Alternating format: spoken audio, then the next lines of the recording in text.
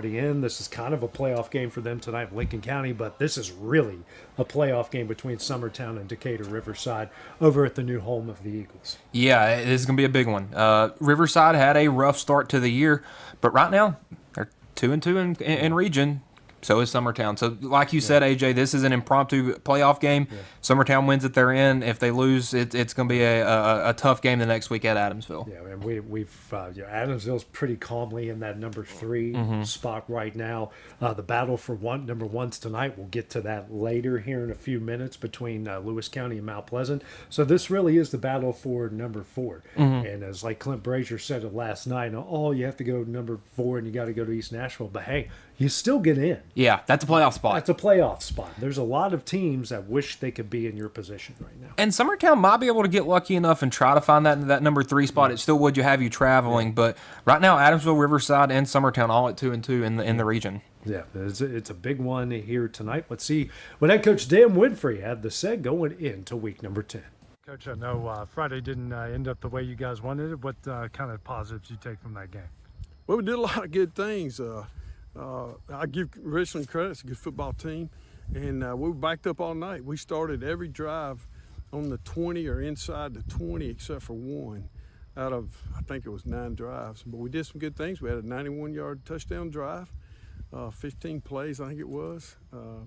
We had some good drives throughout the game and just didn't finish. 3 turnovers. We actually led them. The stats they showed me after the game was we led them in total yards, in first downs,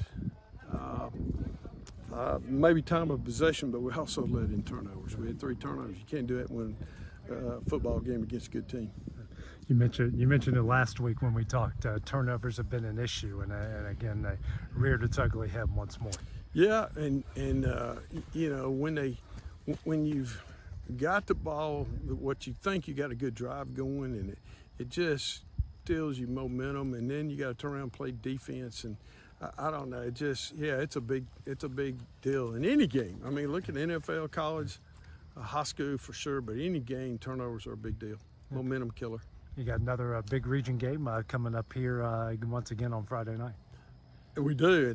It's really a playoff game. I think the way the thing's set up. There's 2 teams in, there's 2 teams out, and there's 3 of us fighting for 2 spots. So. Playoff game, last home game, should be a lot of excitement. I think this is when you're playing, late in the season, you want the games to mean something. It certainly means something. Decatur Riverside, I mean, just never easy.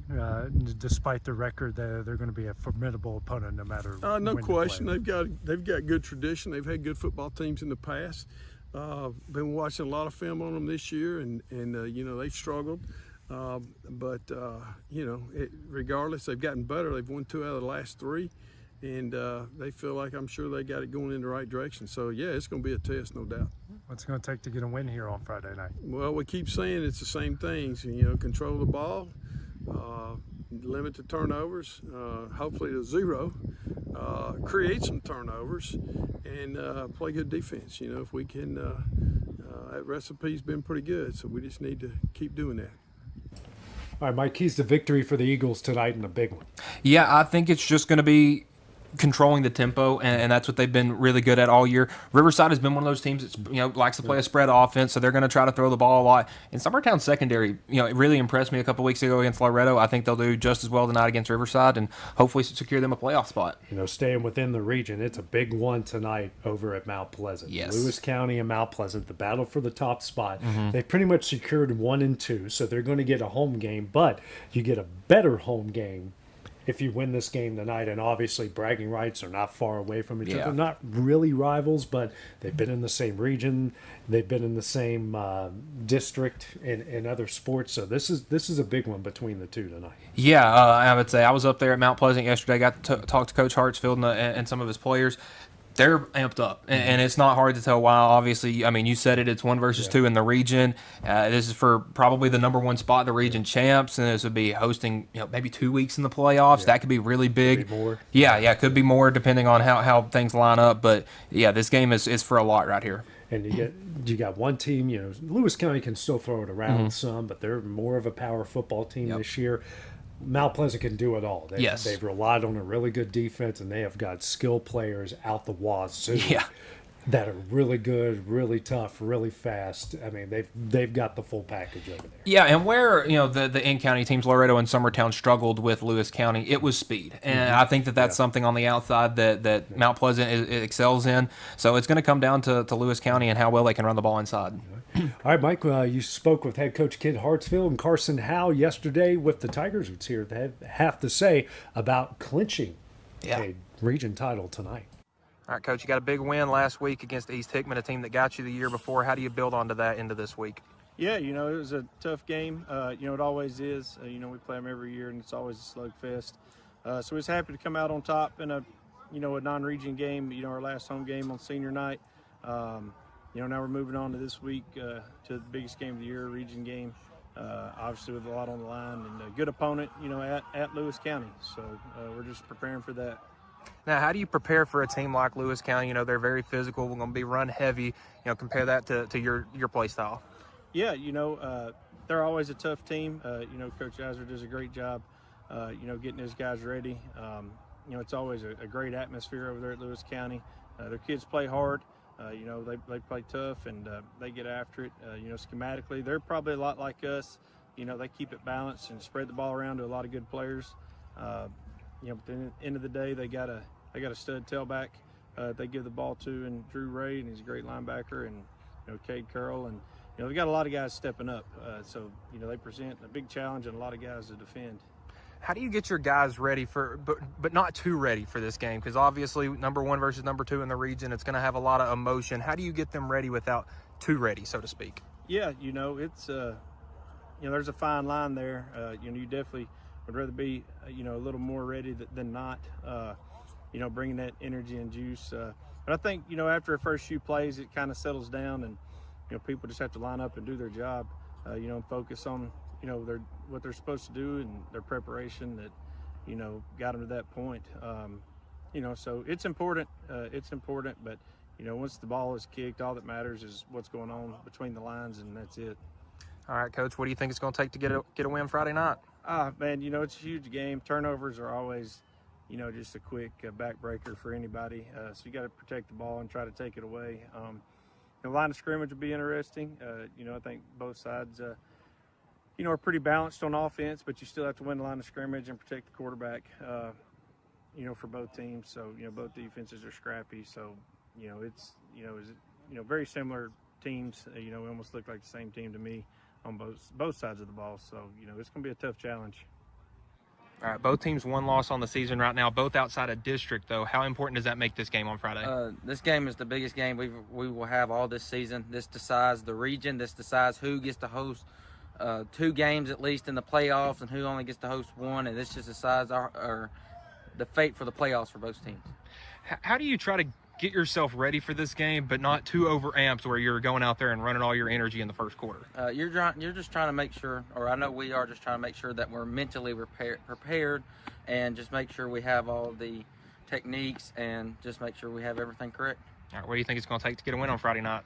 It's going to take a lot of grit and toughness, and we're just going to have to play our best and mistake-free football. All right. All right, Mike, keys to the game here for Mount Pleasant, Lewis County tonight. Yeah, I think for Mount Pleasant, talking to them yesterday, I think it's about, playing with some emotion but not playing with too much where you're gassed at the end of the first quarter. I think it's going to be weathering that storm early and then just try to stop the run. Lewis County is a dominant run team. Mount Pleasant, a tad of a different play style. They like to get up and down the field a lot quicker. I think this favors Mount Pleasant. I'm really excited about this game tonight. This is I might be having my fun up in that game tonight. Well, let's go staying in the same region, but they're stepping out of region. Loretto hitting the road to take on Bolivar Central, Class 3A team, but this isn't a insurmountable task or a giant mountain to climb here tonight, Mike. Yeah, no, this is a team that's in Bolivar that's lost 4 straight. Loretto's lost 3 straight, so somebody's going to get back on track tonight. And you kind of feel for the Mustangs. Their last 3 road games, when they went to Riverside, it was homecoming. Big crowd, a lot of hyped up. Yeah. Go to Adamsville last week, senior night. You go to Bolivar this week, senior night again. So, they're catching teams on probably the worst night to find them on a senior night or a homecoming. And it's a long trip out there. But, I think the Mustangs have shown some things last week at Adamsville, especially defensively, shown some things that can help them this week. And, a chance to pick up a win against Bolivar. Yeah, like you mentioned, the defense is getting better and better, even though the scores don't always show it. But the big thing, and you'll hear Coach Glass say it here in a second, consistency on offense has been a big problem for this team this year. Yeah, the one thing I've been preaching is getting a long drive going. It feels like most of their drives are 3 plays, 5 plays, 6 plays. They had some in the second half last week against Adamsville. They started the second half, 10 plays, went 39 yards, turned over on downs, but that was a 10-play drive. Right. The next drive, 11 plays, 34 yards, turned it over on downs. But they're getting these longer drives. They had a rough luck with penalties last week. I think if they can find a week where they can play clean, maybe tonight they could shock some people. Let's hear what head coach Bryce Glass and running back Andrew Riley have to say going into tonight's game. Well, Bryce, I know last Friday didn't go how you guys wanted it to, but definitely saw a lot of positives against a good football team there. Yeah, I mean, our guys fought the whole time. Got a lot of young guys in, got some good work in. With Devin Brooks, center being out, we're starting a whole new offensive line. So just keep working and keep grinding. Got to be proud of what you see. Adamsville is a really good team, and you guys were really into it all the way to the end. Yeah, I mean, we held them to one score at the in the second half.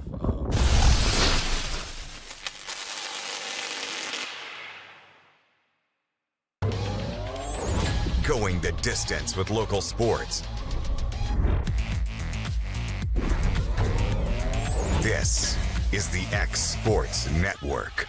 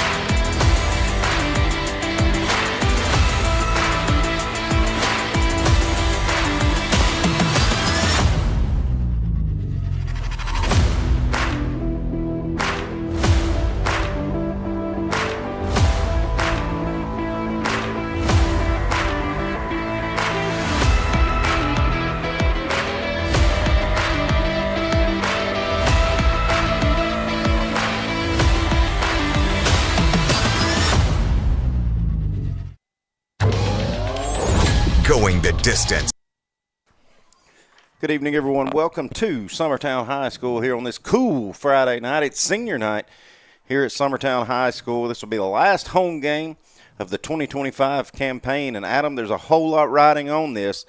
If you win this one, you're in the playoffs. If you lose this one, your playoff hopes are done. This is Clint Brazier along with Adam Lindsay and Will Pettis getting ready for Decatur County Riverside coming in. Summertown going to host Riverside here on this senior night. And, Adam, whole lot of variables in this one. Yeah, I'm curious to see, injuries, how much they've hurt us all year. And I know, of course, Jake Pettis down now, who's been a big contributor not only to the defense, but, he had a couple big catches, I think, last week. Yes. So you're losing another solid piece off this team. So I'm curious to see how they come out tonight. Riverside coming in here, lost their very uncharacteristic of a Decatur County Riverside team, lost their first 5 games of the season, then had a 3-point win against Loretta, lost 49-0 to Huntington, who's always a playoff favorite, and then got a big win last week, 39-0 against Scotts Hill. Summertown coming in here tonight at an even record, 4-4. Losing last week 30-10. Me and you were on that call at Richland. Adam, the offense just couldn't get anything going, and they couldn't get Richland off the field. As you had said, Adam, we've got just a ton more injuries. Are we thinking that Kanan Cleanheart's playing tonight? No, he is not. So there's another one. There's Will showing the screen. Those are all starters right there that are out for the season, I guess. Kanan maybe not. He can play next week, but he's definitely not going to play tonight. So throw another one on there with Jake. That's your starting running back and starting linebacker. So, Adam, You're coming in here and you're getting a Riverside team that's down, but you're having to do it about half staff. Yeah, it's going to be tough, especially now with Klinghardt. You're losing a guy that you've been able to lean on all year, who's had some big runs, especially in short yardage situation. A big body kid, athletic, who could get those inside yards. But hey, look, next man up, Clint. Somebody's going to have to step up tonight. You've got a lot on the line. It's not like you don't have anything to play for. You've got a chance to head to the playoffs tonight with a win. So we know Will's Mr. Pessimistic and Yeah, stuff. of But I've course. also heard other people saying, well, great, if Summertown happens to win this one and maybe loses next week or whatever, they're 3 seed at best, 4 seed probably going to East Nashville. At the end of the day, you look at all these injuries and what this team's lost at the start of the year with players transferring and all this. If you can make the playoffs, that's a hell of a year. Well, and also, too, from what they had transferred, Right. and if somebody told you right now before the season, at this point in the game, you're going to be missing those 5 or 6 kids we just pictured, but you have a chance at the playoffs, they would all tell you you're a liar. No, I would have bet the house. Yeah. Kickoff's away. I don't know who won the coin toss, but Summertown's going to receive it. Powell's got it. That's the first time we're going to get to see Powell return one at him. I don't think he did it but once last week. I like the result. But he gets across the 35, so a good starting position for Summertown. Summertown in their all blue, their home blue with their white concussion protocol helmets. Riverside with their gold helmets and all white tops and bottoms. Before we get this going, I want to give a big shout-out to Mr. Andrew Tupper, Grady Rigsby, Devin Davis, Bradley Hoffman, Kanan Kleinhardt, Aiden Hill, Lucas Benefield, Isaiah Brannon, and Blaine Moore. Those are our seniors tonight, playing their last football game of their careers here at Summertown High School, Adam. So hopefully they're all going to have a good senior night, or at least the ones playing. Tackle for a loss. I think Dillard tried to keep it. I think he tried to make something after it. It looked like Riverside was thinking they recovered a fumble, but going to be a no game, maybe even a loss of one, Adam. Yeah. If they watched film last week, they're going to see that Richland really packed the box, especially with Summertown kind of down offensively, and Richland had a lot of success last week doing that, and that seems to be what Riverside's kind of coming out with. Got Powell going in motion, going to pitch it to Powell. Trying to find an edge. Gets a block by Pugh. Gets another block. Powell's cutting up the sideline. Gets knocked out of bounds inside the 30. Big second down run there. Also give a big shout-out, number 17, Grady Rigsby, another senior that we recognize. If he doesn't pick up that block, I don't know that Powell gets the first down, Adam. Yeah, I agree. That's a nice job right there. After getting stuffed up the middle, man, they just got around the corner, and a nice job of blocking there out on the edges. Last week, Adam, when everything was just so stale, it was amazing how Powell and even Pugh could still get around that edge. So you look for Summertown to attack that, and they already have early. Got Schaefer, lone back, Powell in slot position. One receiver to the left, one receiver to the right. Dillard under center. Gets a snap. Option, out to Powell. Going to him again on the outside. Gets it, cuts it back inside, across the 20 and goes down. Another big run there by Powell. Back-to-back first down runs by Powell. And Summertown's in the red zone. And Clint, too, I know we're only 3 plays into this game, but the job that your receivers are doing blocking up the field is huge right now for Summertown. 2 excellent jobs right there, just getting out and putting the body on somebody on the edges. Nice to see assignment football, even with half your kids that are usually in the starting rotation sitting over here banged up. Pugh in the slot to the left. I wouldn't be shocked if we don't see him going to that right edge this time, Adam. Schaefer, lone running back. Pugh going to go in motion. We're going to hand it to Eli. Schaefer going to power forward, get across the 15 down to around the 13. Good first down run. Well, and that's a product, Clint, of those 2 successful runs on the edge, getting out on the edge right there and kind of opening up that middle. Schaefer had a good little running lane right there. Make it 2nd down and 5. Also, we'll give you some updates from around the area. Lawrence County hosting Lincoln County. That's a big win for Lawrence County if they can pull that out. Still in contention to possibly be a 2 seed. Also, behind us on our monitor, we're going to be keeping up with Lewis County and Mount Pleasant. That's for first place in our region, so that should be a good one. Not much there that time for Schaefer. May get across the line of scrimmage Very short game, whatever it is. Yeah, it looks like our guy on the chains moved maybe half a yard, so not a ton there, Clint. I won't tell you, Clint, that game with Mount Pleasant and Lewis, that should be a barn burner. I think it's going to be whoever wins that game is going to be able to play their style of football. Yeah, I agree. Because it's two totally different styles. It is. I was just really – Mount Pleasant's a great team. I was just super impressed by Lewis County when we were there, especially that running back they've got, man. He's the real deal. Going to say no gain on that one. Make it 3rd and 5. Dillard under center.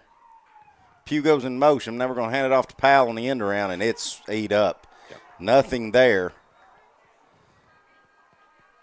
It's going to give him back to the line of scrimmage. So to make it 4th and 5, we'll see if we want to let Hoffman try it from here or if Summertown feels like they're in good field position to go for a 4th and 5. Hoffman's still on the sideline here, Clint. See what they're going to do, and there goes Dillard back out. So we'll see if Summertown wants to try to get to Decatur County Riverside to jump, or if Summertown's going all out here. Dillard under center. Nope, we're going. Dillard going to keep it, and he gets tripped up, and we're going to turn it over on downs there. Credit Riverside after those 3 big plays. They pinned their ears back, and Summertown got no gains. So Summertown's going to turn it over on downs, give it to Decatur County Riverside. I'm okay with going for it there, Adam. But you do have a kicker. 3 points is still 3 points. Well, and, Summertown effectively has been let's just be honest, if they run 100 plays over the course of the year, 92 to 95 of those are running plays. Yep. That's where we've been. I just feel like these defenses, man, they're pinning everything back. And they're just flooding the box. Yeah, we're 9 games in now, Adam. I think everybody's done their math on us. I agree. But, hey, you've got them pinned back now. Now Riverside to do something with it. Going to hand it off, coming around left tackle. You can see the number there. Let me see when he gets up. I believe that was Schaefer in on it. Yeah, Schaefer there with the tackle. At times I feel like Schaefer's in on about everything. Oh, yeah. He just pops up all over the place. Talented, athletic kid, man. Number 15, Morel Perez, sophomore running back.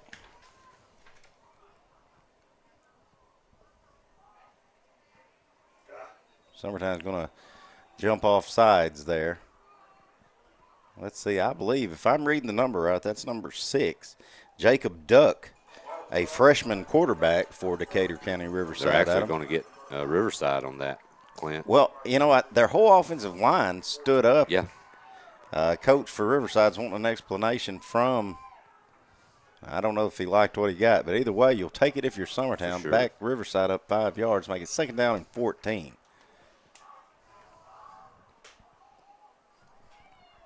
Duck out the shotgun. He's got a receiver to the left, receiver to his right. 2 tight end set. And hand it off to Perez again. He's found some running room, gets tripped up, or he could have busted a big one there. Shoestring tackle there. I think Powell get the credit on that one. Clint, if he doesn't go down there, he might have been gone. Yeah, that kid's got some wheels. Yeah. So that'll make it 3rd and doable for Riverside.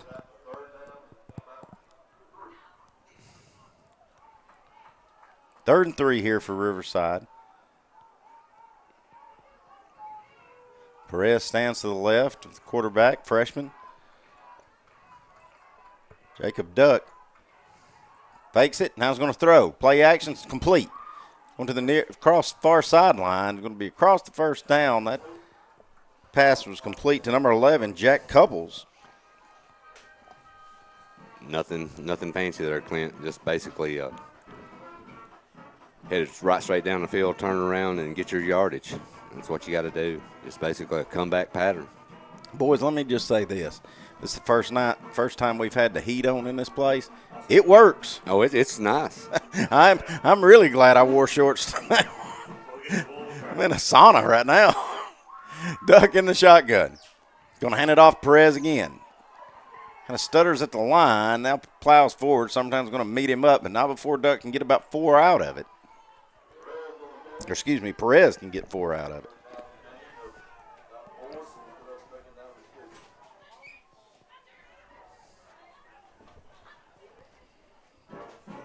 it's going to be bad considering it's almost a month of November, and at halftime I'm going to have to go to the concession stand to get ice cubes. Right.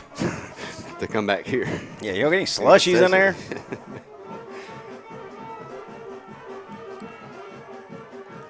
All right, Duck out of the shotgun with Perez right beside him to his left. Going to hand it to Perez. Perez is going to plow forward. Close to the first down. I don't think he's going to get it. It's going to make it third and very short. I'd say expect more of the same here, Adam. Well, and the one thing that's helping, after that 5-yard penalty, man, they're moving north and south now. They're not doing anything crazy, but they got a talented back, and that line's doing a pretty good job. Just they're able to do right now what Summertown wasn't able to do. They're making every third and fourth down manageable.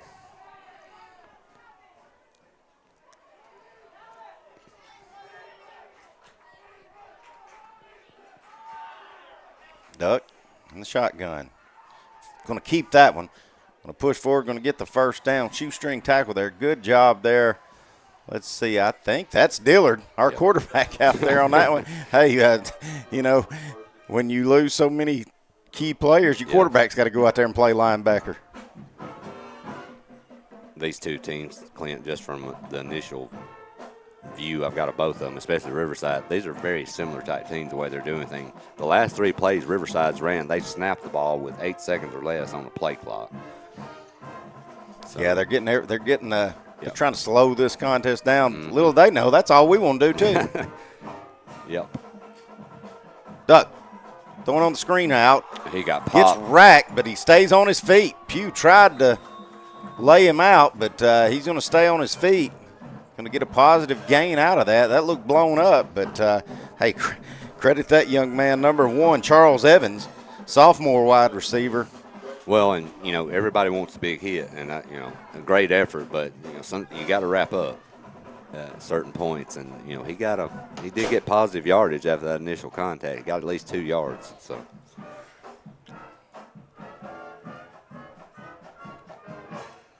And that ball, Clint, was in the air a long time.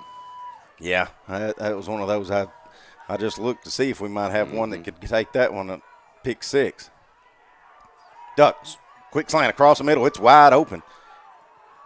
Met by a whole host of defenders, but not before Jack Couples gets across midfield down to around the 44-yard line of Summertown. So, tell you what, Riverside doing a good job mixing it up, pass and run. That play call right there was great, Clint. They basically do the same play, the wide receiver screen, and look it to the opposite side, drawing Summertown over, and then hit that slant. Man, that's a well-designed play call in that situation. I tell you, Adam, I'm looking down here, and every player that I've called looks like a freshman, sophomore, and a handful of juniors in here. So, maybe a Riverside team that's just reloading. I think we're going to get a false start on Couples who just had that first down. I think he jumped on that left side.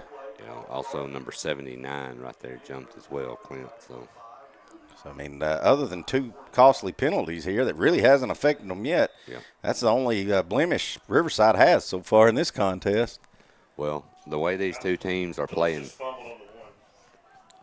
I'm pretty sure, Adam, that Lewis County just fumbled on the 1-yard line and gave the ball to Mount Pleasant. No, I think they're going to say it was a runner was down. So it looks like Lewis County is going to score on Mount Pleasant here. And while I was turned around looking at that, Summertown's going to get a tackle for loss there on that play. Clint, with the type of offenses these two teams run, we might be home fairly early tonight. I mean, we're inside of the end of the first quarter. 3 minutes already. Yeah, the good thing about Riverside is they've thrown 3 passes, but they've completed all of them. They have.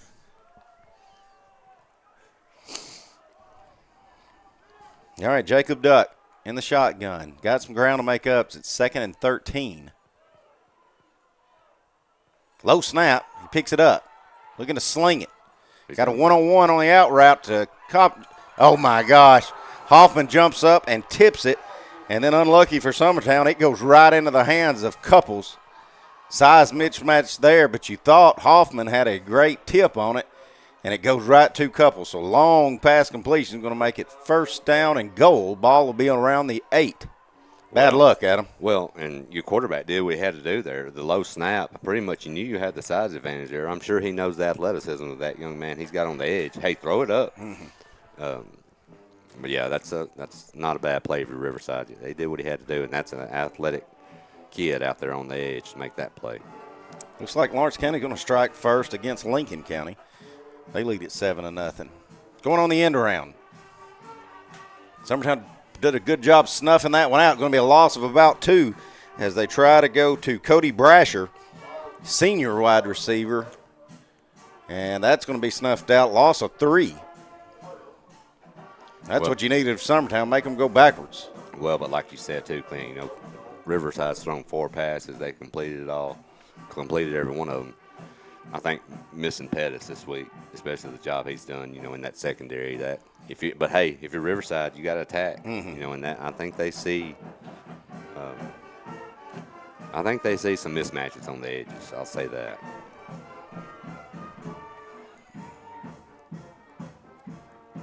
Duck going to hand it off, pushing forward. Joby Lopez. He's going to get the penalty yard or the loss back. Going to get back down to around the 7. So to make it 3rd and goal, ball on the 7.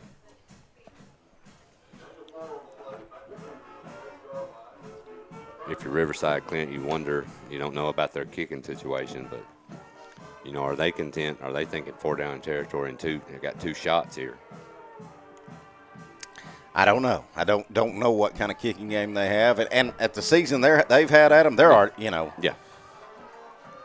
They've still got a playoff spot, so I don't know.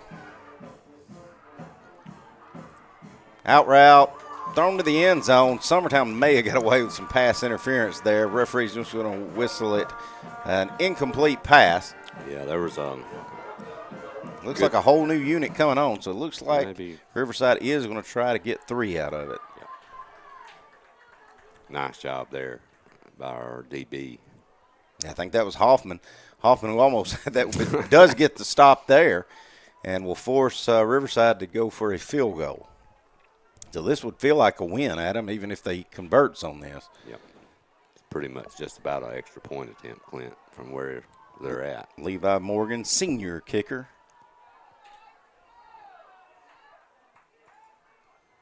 Now, Adam, remember Summertown? Oh, my goodness. Well, Summertown's going to make it. Now we'll see what Riverside wants to do because now it'll be 4th and 3. Well, the frustrating part of that is every Riverside lineman is standing up. I mean, you know what's fixing to happen. You know they're eventually going to go down. No, they're going to say that's on Riverside. Same kind of thing that we thought earlier. And is Riverside just doing something illegal there by starting down and then standing It's a good up? question, Clint. I don't know. I'm not sure. But what I was going to say before I thought we'd got a penalty at him is Summertown did block 2 kicks last week. They did.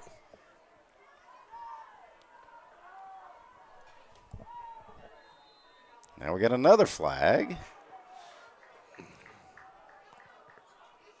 Riverside coach. False start. Unsure. Now Riverside's going to take a timeout. We'll take it with them here on the Exports Network. A moment in real estate with my dad, Jeff Hood. I get asked a lot about what the market's going to do. How's the real estate market? I've been selling real estate for a long time. And nobody has a crystal ball. And you know what? When it's your time to buy or your time to sell, it really doesn't matter what the market's doing. It's your time, and you have to do something maybe. What makes a difference is the agents and the experience that go to work for you. We're Keller Williams Hood Company, located here in Lawrenceburg, Tennessee. We can help. Hood Company, powered by Keller Williams, the #1 name in real estate.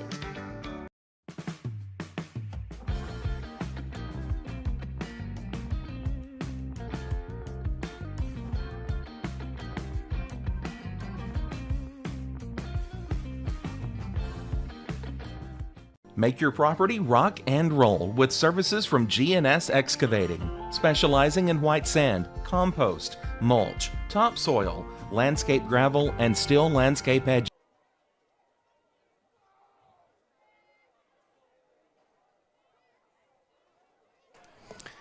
All right. Riverside, 2 penalties in a row, has backed this thing up. Made it a little bit interesting, Adam. You were looking at just an extra point, and now you're looking at about a 30-yarder. Yeah, hopefully the Riverside coach, I'm sure he had a conversation with the officials during that timeout to make sure that this penalty doesn't happen again.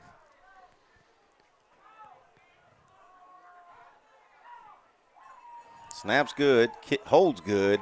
But the kick's going to miss wide to left. Summertown dodges a bullet there. Riverside will turn it over on downs after the missed field goal. Give it back to Summertown. So both teams had a good drive going on their first possession, but couldn't get any points out of it. Summertown will try number 2 here. I'm trying to see here. Well, I was hoping to see that. Okay. Jesus, yeah, I was curious. I know Summertown had pressure there on the kick. I was just curious if maybe a fingertip might have got on it, or maybe it was just enough distraction to cause the kick to go left. We're going to have to cut Will's pay if he can't get us any better Yeah. job on replays than this. Will, all I know is you better show that darn band tonight, because I ain't taking the ridicule we took last time. Guess the guys darn band parents better leave me alone. Pew! The end around, great tackle there. Looked like Pew was going to try to break that off. And then you've got Colt Stewart, number 33, another freshman, Adam. Yeah. Coming in making that tackle. And that'll take us to the end of the first. We're tied at goose eggs here on the X Sports Network.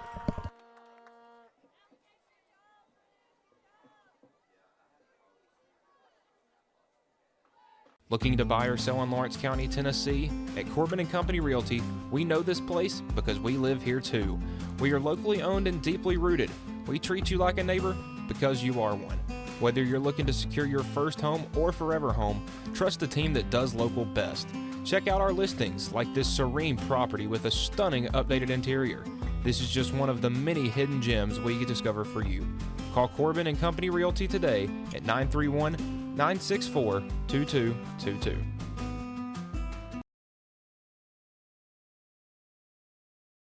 Welcome to my newest listing. Let's go! Let me show you 4 keys to the game to get this win.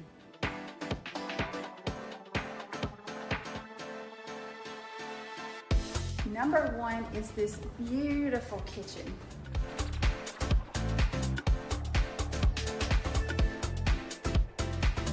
The second key to the game is this primary suite with its own sunroom with a double vanity and large bathroom.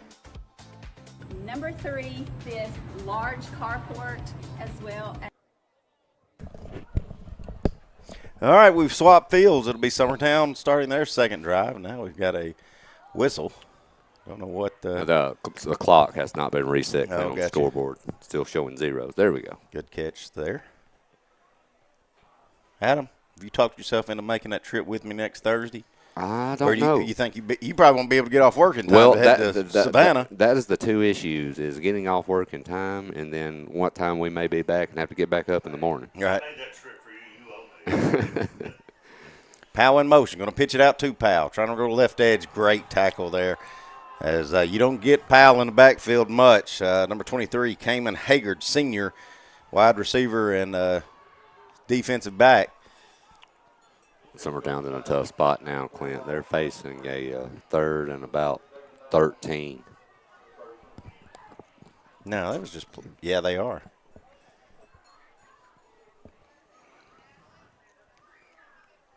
I totally missed a play. Well, and I think the yardage loss on that play right there was significantly more than what you would think. Right. He was deep in the backfield when they tracked him down. Let's see if Summertown wants to air it out. On a quick slant across. It gets batted down the line of scrimmage, and if it could have had a little air on it and got up, Powell's wide open.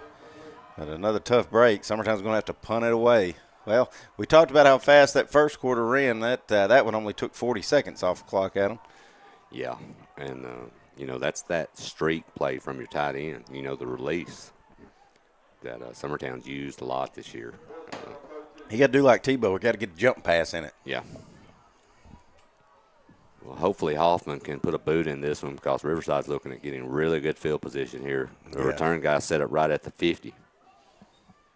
Oh, Hoffman does a great job basically not just taking a sack there and losing the football. Then he gets a good rolls. It's going to roll down close to midfield.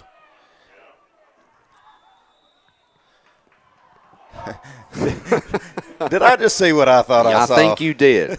did Number Peyton 2. Powell?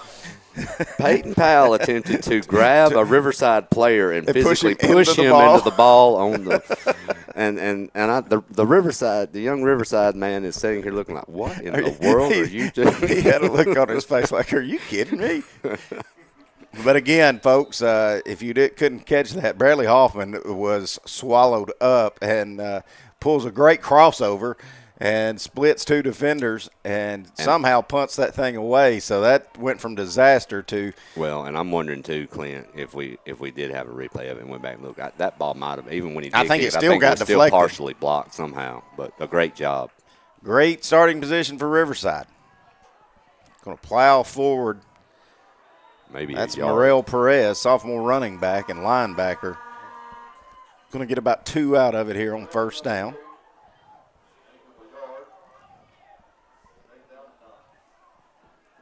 This Riverside team, like you're saying, Clint, very young. You naming off all their freshmen, and they're athletic too. This quarterback looked really solid. Duck in the shotgun. Fakes the handoff to Perez. Now quick slant across the middle. He's got his man again. Makes a couple of defenders miss on Summertown. He'll go down at around the 35. That's Jack Couples. He's had a couple of big catches tonight. And there's another one. Well, that slant, Clint, the 2 times they've ran it, it's been open both times. And he's put it to where only his receiver can get to it. Like I mentioned a few minutes ago, this quarterback, man, he has a ton of potential and a solid arm. And they're doing a good job with mixing their plays up, too. Yeah, you said it. It all starts. They're giving him protection. Yeah. He's having time to find his target that he likes. And that's Couples. Good-looking receiver. He's on the right wing. He's got one-on-one with Hoffman. Going to hand it off to Perez. We got a flag coming down here on this left side. We'll see if that's on an encroachment. It could be. It could be a legal procedure with number of men on the line. It was dropped immediately at the snap. False start on Well, I tell you what. Riverside. I think the main reason this score is 0-0 is because Riverside and penalties. Yeah.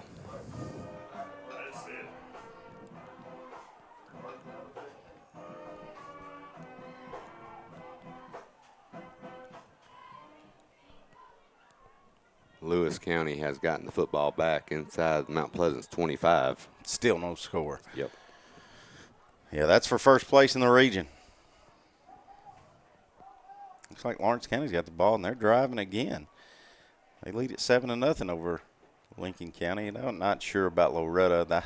I'll say this: I don't know if you guys heard me on. I don't know if you guys heard me on Exports Live last night, but I know why Coach Barry Daniel quit. They went to Adamsville last week and had to go to Bolivar this week. Yeah.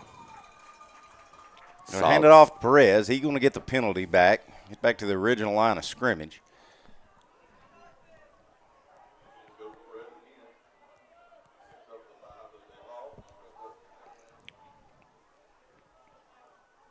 Riverside, man, they're really slowing this thing down to a crawl. Which, honestly, Clint, it makes every possession that much more important because both teams are going to have minimal possessions this game from the way it looks. Get plenty of time to work. Still got 10 on the play clock. Doug's going to have it. Going to keep it. Good job, Max Dillard, quarterback, and now our linebacker. He's going to snuff that out. If anybody knows how to read the read, it should be Max Dillard. Dillard says, I do this all the time. Yeah. That was a great play. That was a great play. 100%. He even had me fooled, Clint, because I actually thought the back had the football.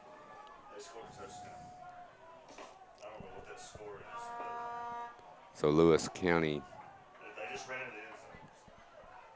So Lewis County's going to go up on Mount Pleasant. All right. Get 3rd and 16. Back to throw. Looking. Now getting flushed out. Going to heave one up. Got a one-on-one. Let's see. That's going to be a completed pass. But we do have some laundry I believe back you here. are going to have an offensive pass interference on Riverside. I believe you have a push in the back. That ball was basically thrown up in the air, and I believe that's going to be offensive pass interference. And you got a flag at the catch, and you got a flag back here in the backfield, Adam. Yeah, and depending on what that could be, if they were against both teams, they would offset and replay down. But it looks like Riverside knows it's on them. They're backing up. Well, and it happened right in front of their coaching staff too, right there on the sideline. I think Mr. Curly Marks just reprimanded a coach to get back on the sideline.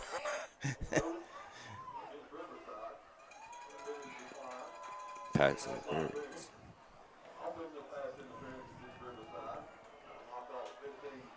All right, so as you said, Adam, Summertown's going to decline the holding penalty, going to accept the pass interference penalty. That'll back it up 15 more yards, make it 3rd down and 31.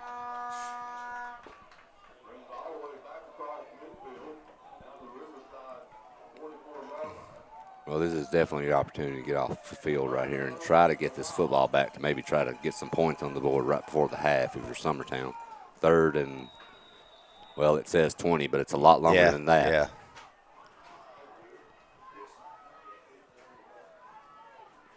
Duck.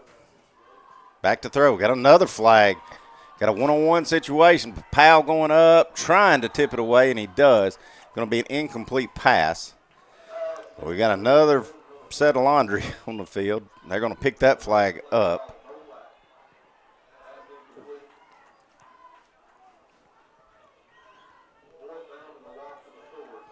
All right, so good stand there by Summertown with the help of some costly penalties by Riverside. It's going to force Riverside to punt it away. Well, and that was really the first bad read that Riverside had, throwing the ball. Summertown with the safety deep right there, and they had a ton of help back there this time. So hopefully Summertown can do something, hopefully make some yardage off this return with a punt.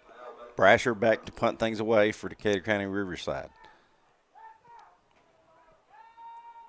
Boom it away. It's a good one. Powell's under it. Powell's got it. Picks up one block and picks up another. Coming around the right edge. Cuts it back up the middle. Gets across the 35. Do have some flags down, usually if that's on a return team. So we'll see if Summertown keeps that yardage or backs it up. I'll be honest with you, I think we got away with one down here too. Yeah. On a block and a back or a hold.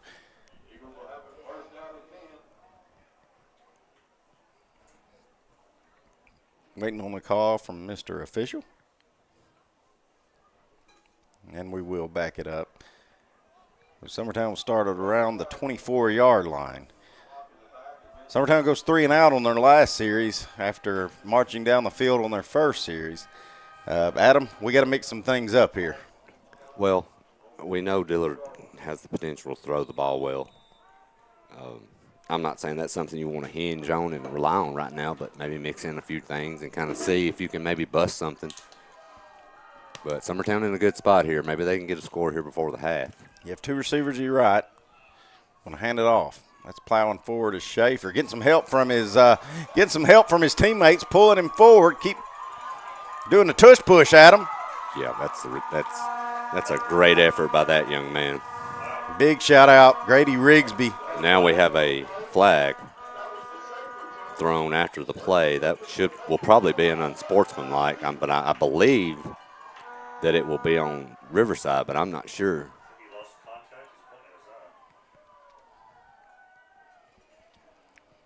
Referee's huddling up talking about it, but either way, it's a heck of a run. And Adam, I don't know if you saw, I know Grady Rigsby was one of them. I'm pretty sure, Pugh was in on that as well. Yeah.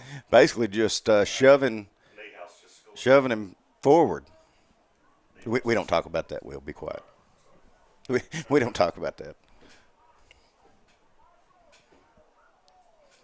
The referee's coming over here explaining it to Summertown's coaching staff. So we got offset penalties. What was the call against both, Adam? Both unsportsmanlike. So somebody probably did or said something, and somebody retaliated back. inappropriately and just nailed them both. Right. Probably. I don't know. So the good thing is first down remains. Summertown around the 50-yard line. You got to love the effort, not only by Schaefer, but also that line, man. That was a nice run right up the middle, tough run. That's really hopefully that's something Summertown can get. Hopefully it'll get them energized. All right. Play clock will start now. Here comes Max Dillard.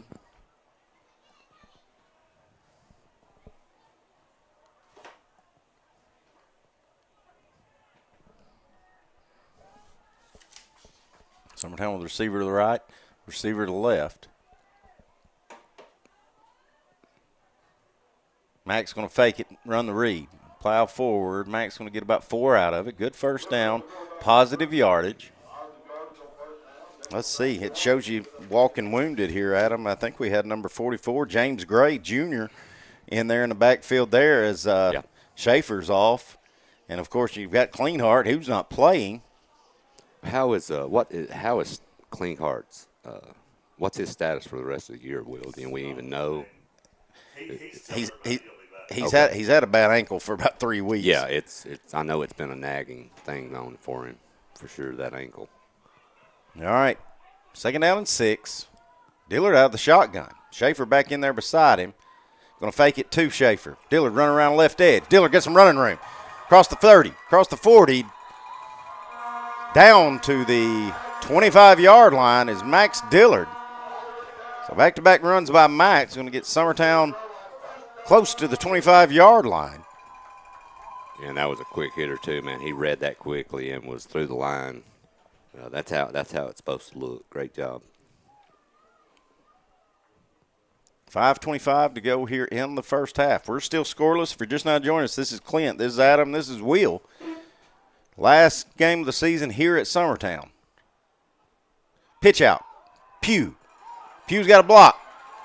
Trying to come around the edge. Going to be drug out of bounds at around the 15-yard line. A good block by Powell. If he could have gotten one more. Of course, that's Jack Couples out there. He's not only a great receiver, but he's a great defensive back as well. But it's going to be another first down for Summertown. This is where Summertown struggled on their opening drive, Adam.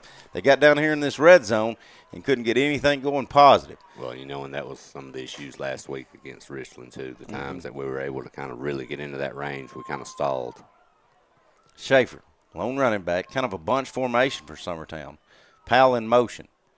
Going to hand it to Schaefer. Schaefer getting tripped up, tangled up. Going to get positive yards out of it, not a lot. If you're Summertown here, Clint, points are always good, but you need 6. You really need to jump out. This Riverside team, to me, they are really kind of scary. They have a ton of talent. We've saw enough plays that eventually they're going to break one, and they're not going to shoot themselves in the foot on penalties at least one drive. And I can promise you, with this team full of freshmen and sophomores, they're getting better every game. You can look at you can see they're coming along quickly. Dillard going to keep that one on the read. Not a whole lot out of that one. Maybe 2 out of it. Clock at 4:15 and ticking. I don't think Summertown's going to be in any hurry. Curious here to see how Summertown wants to attack this. Are you going to play for 3?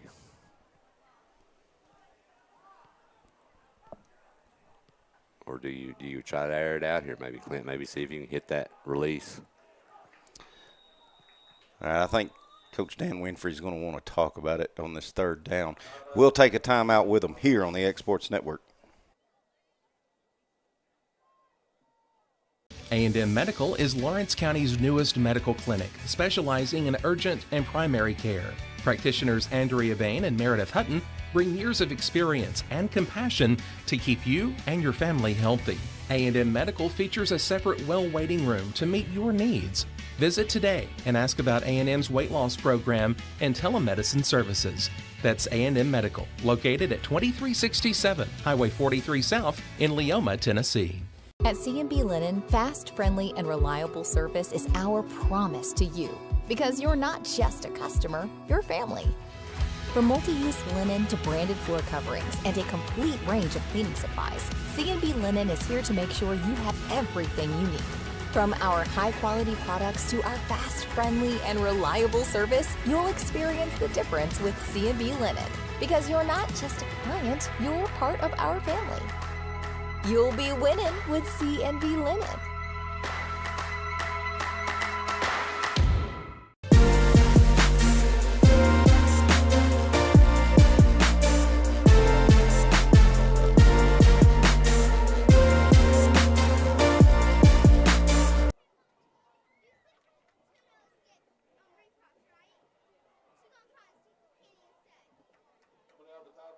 All right, coming out of the timeout, it'll be 3rd and 7.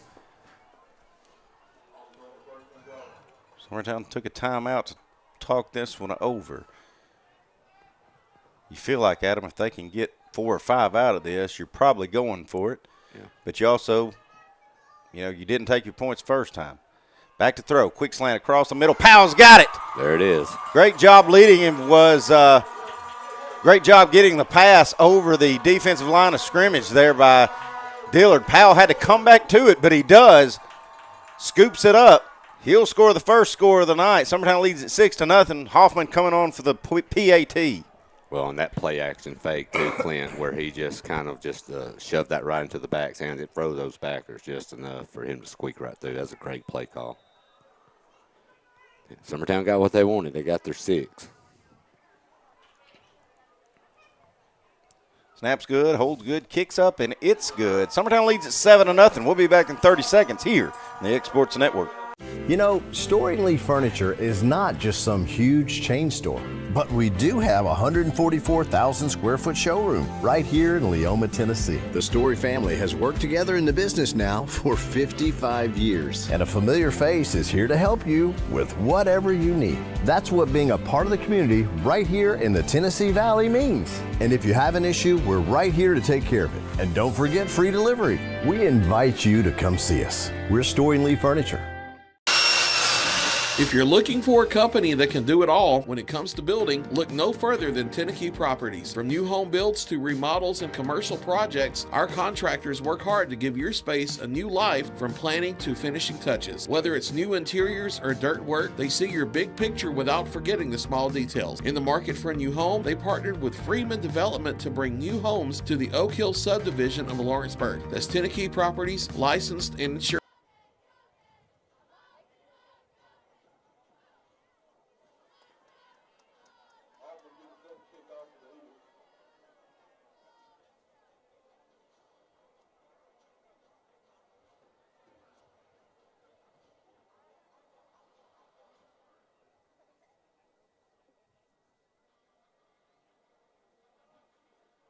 All right, back at it here on the X Sports Network. 3:47 to go here in the first half. Summertown comes away with points on that drive on the touchdown pass from Dillard to Powell.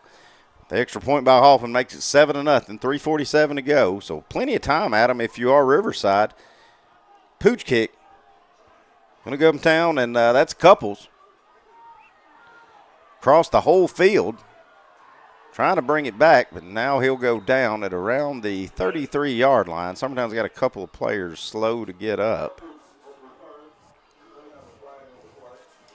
Got another flag on the play. It's going to be a holding against Riverside, and my gosh, we might have to look at a stat sheet here at halftime. Yeah. I'd like to know just how many penalties Riverside has in this first half. Lincoln County has tied it up against Lawrence County. It's 7-7. Update from Lewis County. Mount Pleasant leads it by 1, 10-9. Mount Pleasant has the ball close to midfield. Or Lewis County has the ball close to midfield.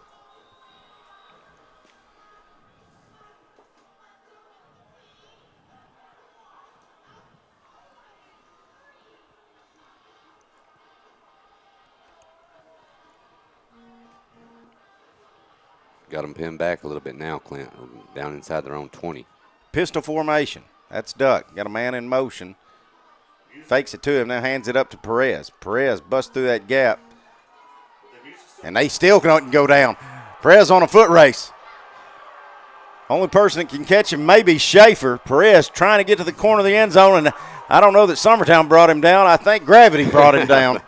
Yeah, I think he kind of got a little ahead of himself, kind of lost his footing. But, man, what a tough run right up the gut. Well, Adam, I said it. You know at some point they were going to break one off right here, and they just did. I don't see any laundry on the field that time. So now Summertown's going to have to stand tall. They forced a missed field goal on on the opening possession for Riverside, so we'll see if Summertown can do something similar now. Mr. Head Referee coming to find Athletic Director Langdon Stanley. I don't know what that's about, but And also, too, Clint, Summertown has to. These guys are athletic and talented. You have got to wrap up. You have got to wrap up and bring these guys down. Just these hand and arm tackles are not going to work. Perez going to get him a break. It's duck out of the shotgun. Oh, ball's on the ground. I think Squirm Summertown for might it. have it. If They do. If Summertown came away with it, they got a gift.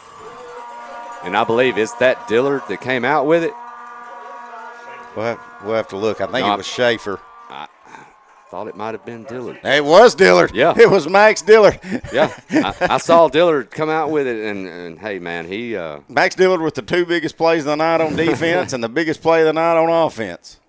And as you mentioned, Clint, man, the penalties hurt, but just these little mistakes right now that are just killing Riverside after that huge run and then just a mishandled handoff.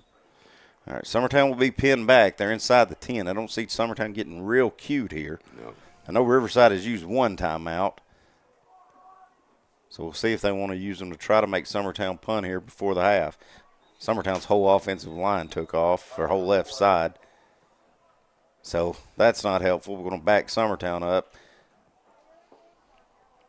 Summertown will be doing this one out of their end zone.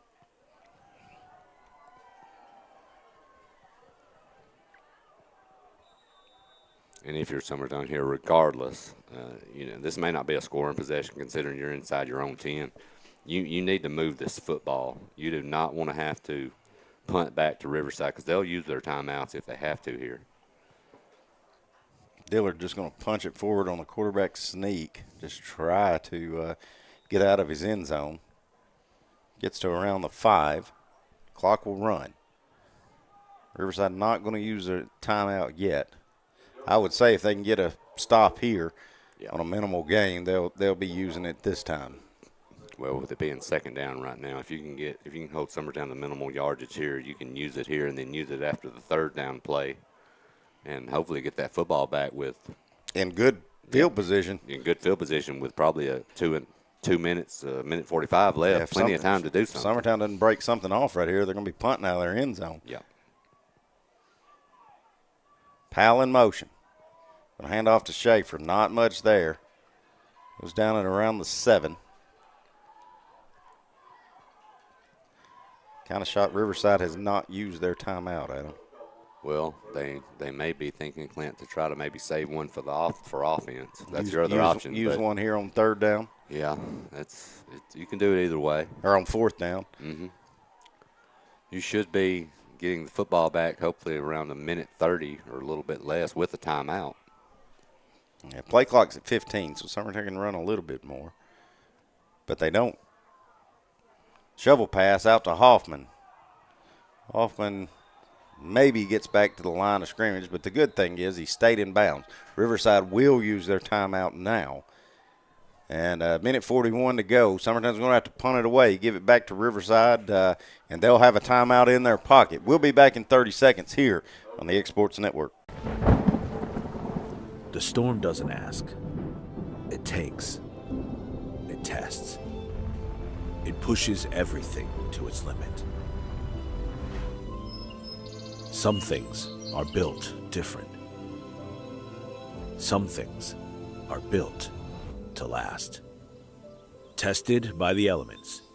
Proven by time. Engineered for whatever comes next.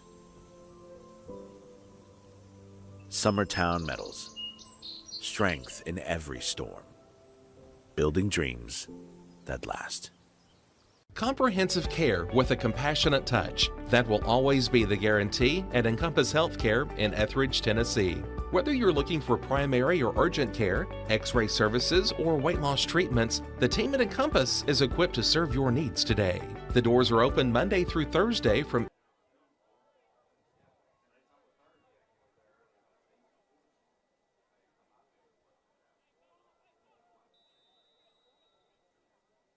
All right, Summertown to punt things away. We know how dicey it got the last time Summertown punted at them. That's a low snap. We're going to get a false start, I think, on Summertown. So the good thing is you can't back up a whole lot farther. Just half the distance, I think.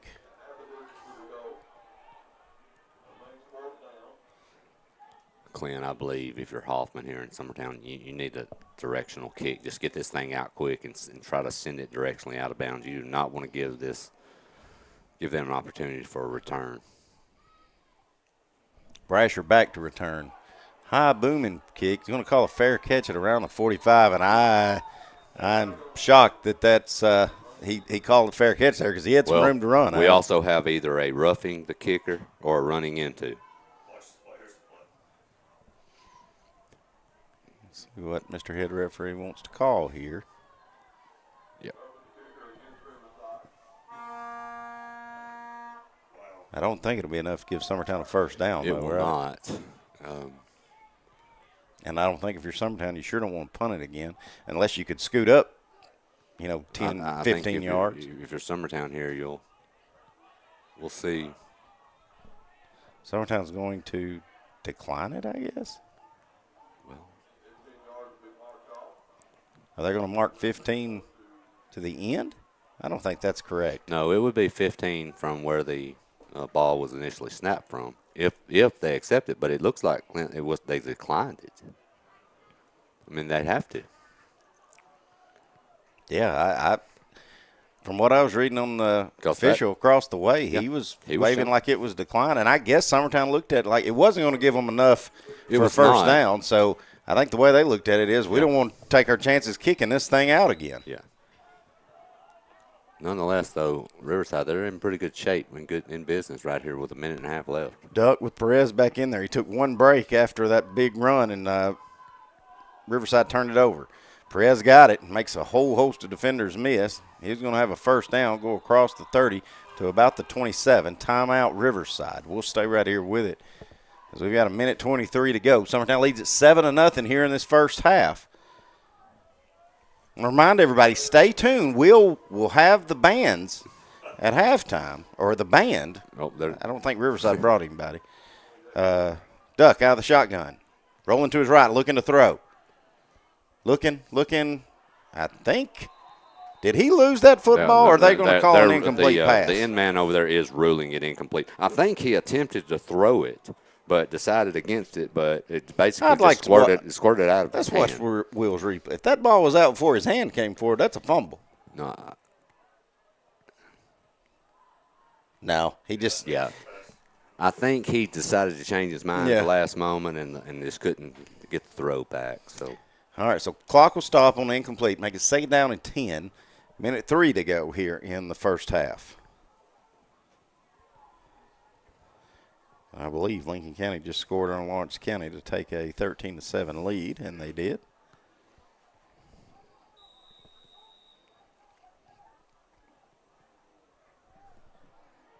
Play clock just starting. Duck out of the pistol formation. Going to hand it to Perez. Going to run the football, and he's got some room. Shoestring tackle by Powell is going to save a touchdown. It will be a first down. Clock will stop as we reset the chains, and then we'll start right back. The issue here is not that they're getting yardage, it's that they're getting first downs to stop the clock. So they've still got plenty of time here to do something, and they also, I believe they still have the one timeout in their pocket too. No, they used it after the run. Quick slant. The outside makes a man miss. He's going to go out of bounds. Another first down. Summertown, you said it, Adam. Summertown had a chance to bring him down inbounds short of the first down. They would have kept the clock running, but they can't wrap up. Big Jack Couples had a good first half so far for Riverside, despite the penalties and the bad luck. That'll make it 1st and goal. Ball is on the 5. Another thing to note, Will just let us know it'll be Riverside's ball coming out of halftime. So you need to stop if you're Summertown. Man going to go in motion. Going to hand it to Perez. Stumbles a little bit, then cuts it back. He's into the end zone. Touchdown Riverside. Looked like Summertown had it snuffed out, but hey, you got to credit that young man. He put his foot in the ground and totally shifted field at him, and he pounds it into the end zone. Credit Riverside. They finally put a drive together with no penalties and looked pretty good doing it. Well, and those backs, man, they have there are physical, and they're doing an excellent job here. We're checking to see that if they're going for no. two. I think they're like some schools we see that just start out that way. And now they're going to set back up to kick the PAT. So 32 seconds to go. Riverside looking to tie it up right before half. Snap's good, holds good, kicks up, and it's good. So 32 seconds to go. We're tied at 7. We'll be back in a moment here on the X Sports Network. Looking to transform your home or commercial space? Lawrenceburg Flooring is your local stop for flooring, tile, and custom blinds. From sleek hardwoods and waterproof LVP to stunning ceramic and water jet tile, we've got the styles, colors, and prices to fit every taste and budget. With financing options available, visit Lawrenceburg Flooring today, where your design dreams become reality. Your floors, your style, we've got you covered. For over 50 years, Southern Tennessee Regional Health System Lawrenceburg has been a cornerstone of care in Lawrence County. From cardiology to orthopedics, general surgery, primary care, and women's health, we offer compassionate expert care close to home. Our ER is now stronger than ever with more providers, chest pain accreditation, and our newest Joint Commission stroke accreditation, because every second matters. Generations have trusted us for compassionate care and medical excellence. Faster, trusted, accredited. Emergency care with hometown heart.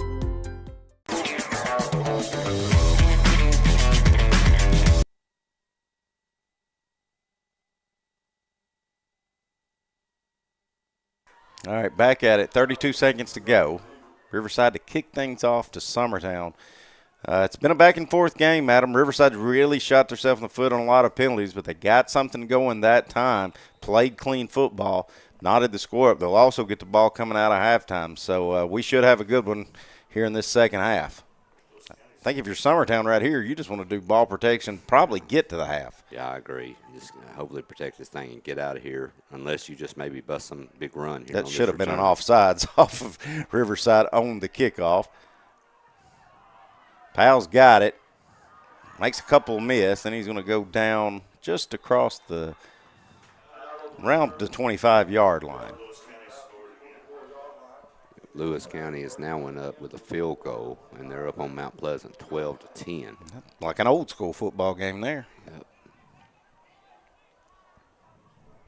So 25 seconds to go. I don't see Summertown, even with the 2 timeouts, Adam, getting real aggressive here. No, I don't either. Now, maybe if you break one, maybe. But we'll see. Get Schaefer and Dillard. Dillard out of the shotgun.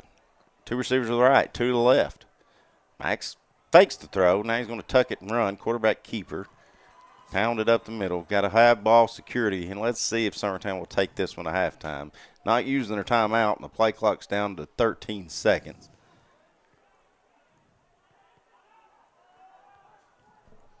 Seven seconds. I don't think we're going to get a snap off, and we won't. We're tied at 7. We'll be back in a few moments here on the X Sports Network, getting ready for second half action.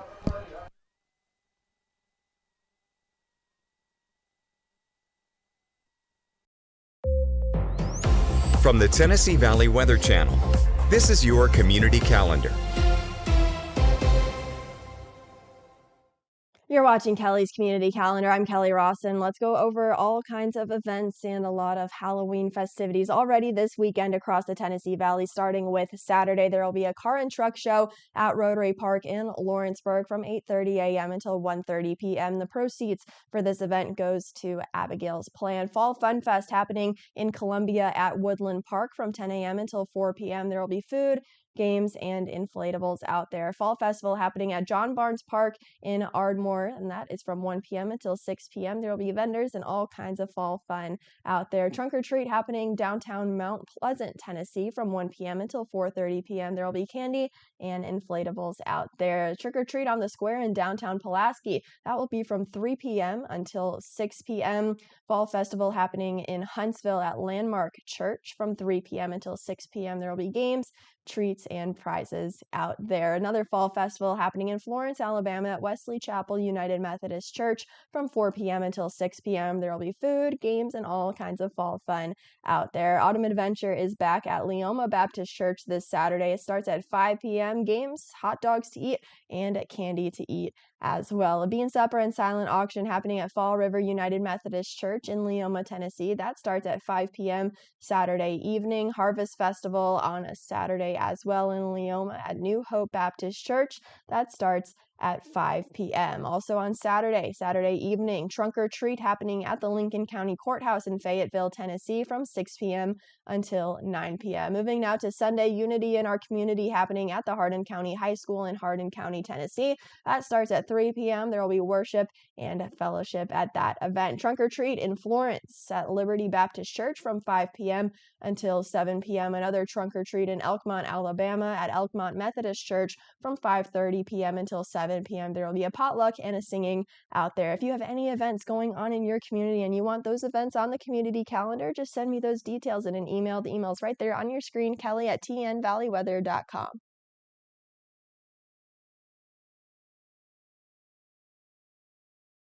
Jack Davis Insurance, located at 201 West Gain Street in Lawrenceburg, has you covered through life's obstacles. Jack Davis specializes in group insurance for businesses and institutions of all sizes. With coverage for life, accidents, cancer, critical illness, short-term disability, dental, and vision, Jack Davis can customize a plan to meet every need. Now available Medicare plans for seniors. Contact Paige Davis at 931-492-9284 today for Medicare Supplement, Medicare Advantage, and prescription drug plan insurance. Serving Lawrence and surrounding counties since 1987, call the team at Jack Davis Insurance today at 931-242-5225. Since 1955, Evers Construction has been the company folks have trusted for residential and commercial construction projects. Today, Evers is still the leader in building and is just as committed to maintaining. From residential to commercial and industrial, Evers' team of experts stands ready to install, service, and repair all your HVAC and plumbing needs. Specializing in leak repair, maintenance, air duct cleaning and repair, air handler service, drain cleaning, gas line work, emergency unit repair, inspections, and more. Evers Construction offers a preventative maintenance package to keep your home or business cool in the summer and warm in the winter. Trained, trusted, reliable. For more information or to schedule an appointment with the pros who know, phone 931-762-3593 or visit eversconstructionco.com.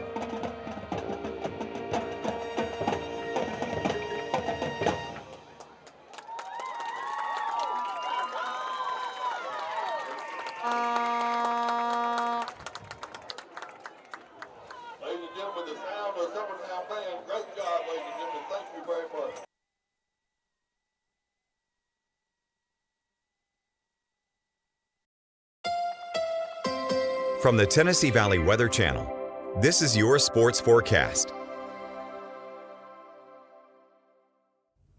Fred Gossett here in the Tennessee Valley Weather Center on this Friday evening with your latest forecast update. Clouds will be thickening as we head through the evening and the overnight. Temperatures are still going to drop into the 40s, but not quite as much as what we have been the past few overnights, because the cloud cover is going to act as a bit of an insulating blanket overnight. So we're talking about mid to upper 40s for most of us across the area, with skies becoming mostly cloudy to overcast. Limited sunshine here for Saturday, but I do expect some breaks of sunshine at times. Mostly cloudy otherwise. Daytime highs up into the low to mid 70s for most of us. A stray upper 60 here and there because of the cloud cover. More of an east-southeasterly wind, and then only falling back mainly into the low to mid 50s Saturday night as clouds really thicken up, and maybe a few rain showers starting during the early morning hours after midnight. That's certainly possible. Rain will be more likely on our Sunday. It's going to be a wet day at times as widespread rain overspreads the area, especially by midday and afternoon, but it could start as early as the morning hours. I just think it'll be a little more off and on during the morning. Some of the rainfall during the afternoon into the evening locally heavy, maybe a rumble or two of thunder, but I don't expect any severe storms. That would be well off to the south of this red line that's the warm front. We're actually going to have a breezy easterly wind with the wedge of cooler air from Georgia that will keep us cool and stable as the rain falls into that. The evaporational cooling process with that will keep us in the 50s all day for our Sunday. A chilly, raw, rainy day around here on Sunday. Lingering showers likely into Monday, Tuesday. Maybe a bit more in the way of heavier rain and a rumble or two of thunder late Tuesday night into early Wednesday morning. And then showers continue into Wednesday to be fairly likely before tapering off as we enter the end of the week. So if you're going to head to the pumpkin patch this weekend, you know this is the last weekend we have before Halloween. So if you haven't gotten your jack-o'-lantern yet, this weekend is the time to do it. Saturday is going to be the day to do that, not Sunday, with the rain likely a soggy day here for our Sunday. 7-day temperature trend here. We're going to be on the cool side once we get past Saturday. Saturday is the last warm day we have for the next 7, staying in the 70s. And then for much of the time, from Sunday all the way through Halloween, between the mid to upper 50s to at times the low to mid 60s here. And that's 63 and 65 for Monday and Tuesday. That may actually trend downward depending on how much sunshine we get in and around the rain showers. So going to be noticeably cooler here once we get past our 70s on Saturday. As you get that first cup of coffee in the morning, if you're an early riser on Saturday mornings, mostly cloudy skies here starting in the mid to upper 40s for most of us. Headed for the mid 70s by the afternoon with partly sunny to mostly cloudy skies, a few late night rain showers after midnight. And then a rainy, breezy, windy day here for Sunday. Those easterly winds, they could gust at 20, 25, 30 miles per hour at times. A few rumbles of thunder are possible, but not expecting any severe storms. Showers likely at times on Monday, Tuesday. Maybe some locally heavy downpours and a few rumbles of thunder Tuesday night. Not expecting severe storms then either. Chance of showers continues through Wednesday, maybe lingering in the Thursday. For right now, and this is subject to change, I want to stress that, but for right now, early indications are Halloween looks to be clearing out, but cool with daytime highs into the mid-50s. That's the Look latest 7-day forecast. We'll get you back to the game coverage right here on the X Sports Network.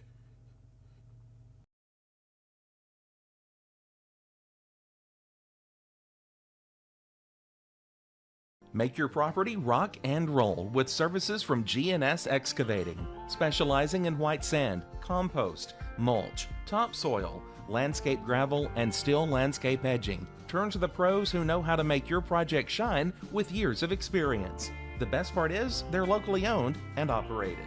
Choose from a vast selection of mulch and rock from their conveniently located facility at number 3 Valley Road in Lawrenceburg, just off Buffalo Road. Phone 931-279-3841 and get started today.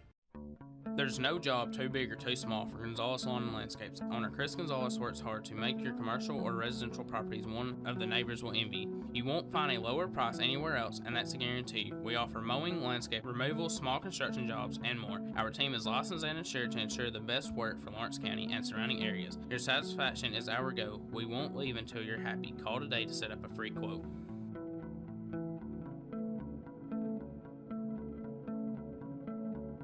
Good Works at Home, formerly known as The Summit at Home, is a licensed, non-skilled agency dedicated to helping you maintain your independence at home for as long as possible. Our compassionate and caring staff provide support in various areas, including dressing, bathing, personal hygiene, transportation, cleaning, and companionship. Please call our office about services, payment options.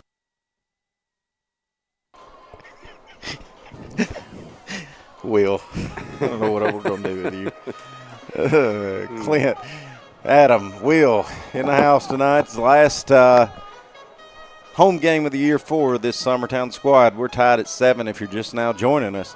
And this is a playoff or go-home game. Now, Summertown does have one more game next week at Adamsville. But if you lose this one, your playoff hopes are done. And both teams are vying for that 4th seed. As if Summertown wins, they're in. If Riverside wins, they're in. Summertown will be kicking things off. Adam, we had a kind of a doppelganger of each other in that first half. Both teams kind of shot themselves in the foot. Summertown just not executing on offense, but Riverside really shooting themselves in the foot penalty-wise, and that's what's got us at a 7-7 score. As we start this second half, what are you looking for out of both squads? Well, Riverside, they're going to, like you said, the penalties have to be gone. They're going to have to get rid of a lot of those because they've been killers. Summertown, defensively, they got to start wrapping up and tackling because this team is athletic, and they've busted some solid runs tonight. It's just been some poor tackling. Will, could you give me some mood lighting over there? I can't read my rooster. Hoffman with a boomer. It's going to come down inside the 5, but it's going to be returned. That's Cody Brasher trying to make something out of it. Still on his feet. If he can get by Hoffman, he's on a foot race. Hoffman trying to get him out of bounds, and he does, but not before Brasher can get all the way down to around the 30 of Summertown. So not how you wanted to start this second half if you are the Eagles. Once again, Clint, a lot of arm tackles. I don't know how many he went through, but we probably had at least 5 that had some hands on him, but just – well, I'll be honest with you, Adam. I looked down just to make sure I was getting the name right on who was returning it. When I looked back up, he was crossing the 50. Yeah, this is a great run. A super athletic kid. But, hey, they've come ready to play here. If you're Summertown here, your playoff hopes here are on the line for second half, and it's not a good way to start right now. All right, Duck in the shotgun. He's got Perez, who kind of had the hot hand in that second half, in that second quarter. He's going to hand it to Perez. He's going to plow forward, and I'll be honest with you, Adam, if they overcoach this and don't let that young man run the football a ton in the second half, I think me and Riverside's coach probably going to have a talk. Yeah, I agree. The main thing, like we talked about, Clint, like you said, just get the ball to their playmakers, but just cut down on those penalties. Well, I mean, that's what's killed them. I mean, we know that Summertown's the walking wounded. We know that we are got so many kids out there, young kids out there, that are trying to bring down Perez. And I think if you're Riverside, I'm going to dumb down my offense to eliminate penalties, and it's going to be a handoff to Perez until Summertown can bottle him up. Going to fake the handoff on the sweep, going to hand it to Perez. He's going to plow forward. Summertown does a good job of turning the edge up there and making Perez have to cut it back in. It'll be a short gain, make it 3rd and 4. And you're definitely in 4-down territory if you are Riverside. That was your quarterback Dillard again, Clint, who shut that edge off and made a great tackle. Now, he's been a busy man tonight. He's going to sleep good, I think, after tonight. He's been going hard on both sides of the ball. Max may just have to live in an ice bath until next Friday night or next Thursday night. All right, play clock's under 10. Duck with Perez right beside him. Sends a man in motion. Going to keep it. Quarterback's going to keep it on the read. He's going to plow forward. Going to have a first down. Going to get down close to around the 15-yard line of Summertown. That's a great read, Clint, and he got through that line quickly. Yeah, they had put the man in motion. Summertown followed it, and then they fell for the handoff to Perez. And And Summertown wasn't going to touch him till he got about 10 out of it. I think they're heeding your advice, Clint, on as far as kind of dumbing things down a little bit. Yeah. Because they're pretty much simplifying things north and south here.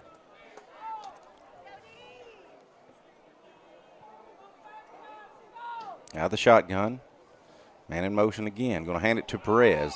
Summertown hits him at the line of scrimmage, but he stays on his feet. He's going to get almost to the end zone. I don't know. We'd have to watch Will's replay there, but about 4 broken tackles there at him. And credit Perez. He just kept those wheels going. Yep. And he's going to make it first and goal. Gets all the way down to the 3. It's just a lot of grabbing, Clint. Just credit Powell. Powell on that shoestring tackle there that kept him from getting in the end zone. Let me give a shout-out to Dub and Cindy Blues is there watching. Coach Jeremy Jean's watching. Miss Carly Atkinson, she's watching. Will's pride and joy. Quarterback keeper. I believe, if I'm not mistaken, Adam, they've got number 11, Jack Couples, into that Wildcat formation, and they just ran their big wide receiver straight in for a touchdown. So waste no time, do Riverside. 8:53 to go. They've taken their first lead of the contest. The extra point upcoming. well, and all that Clint set up by that huge return on the kickoff. When you can give your offense football on that shorter field, you're going to be successful a large majority of the time.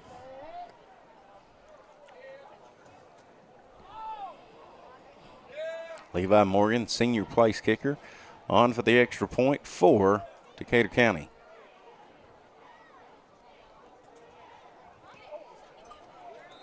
The Panthers strike first. The field goal extra point is good. They lead at 14-7. We'll be back in a moment here on the X Sports Network. There's no job too big or too small for Gonzalez Lawn and Landscapes. Owner Chris Gonzalez works hard to make your commercial or residential properties one of the neighbors will envy. You won't find a lower price anywhere else, and that's a guarantee. We offer mowing, landscape removal, small construction jobs, and more. Our team is licensed and insured to ensure the best work for Lawrence County and surrounding areas. Your satisfaction is our goal. We won't leave until you're happy. Call today to set up a free quote.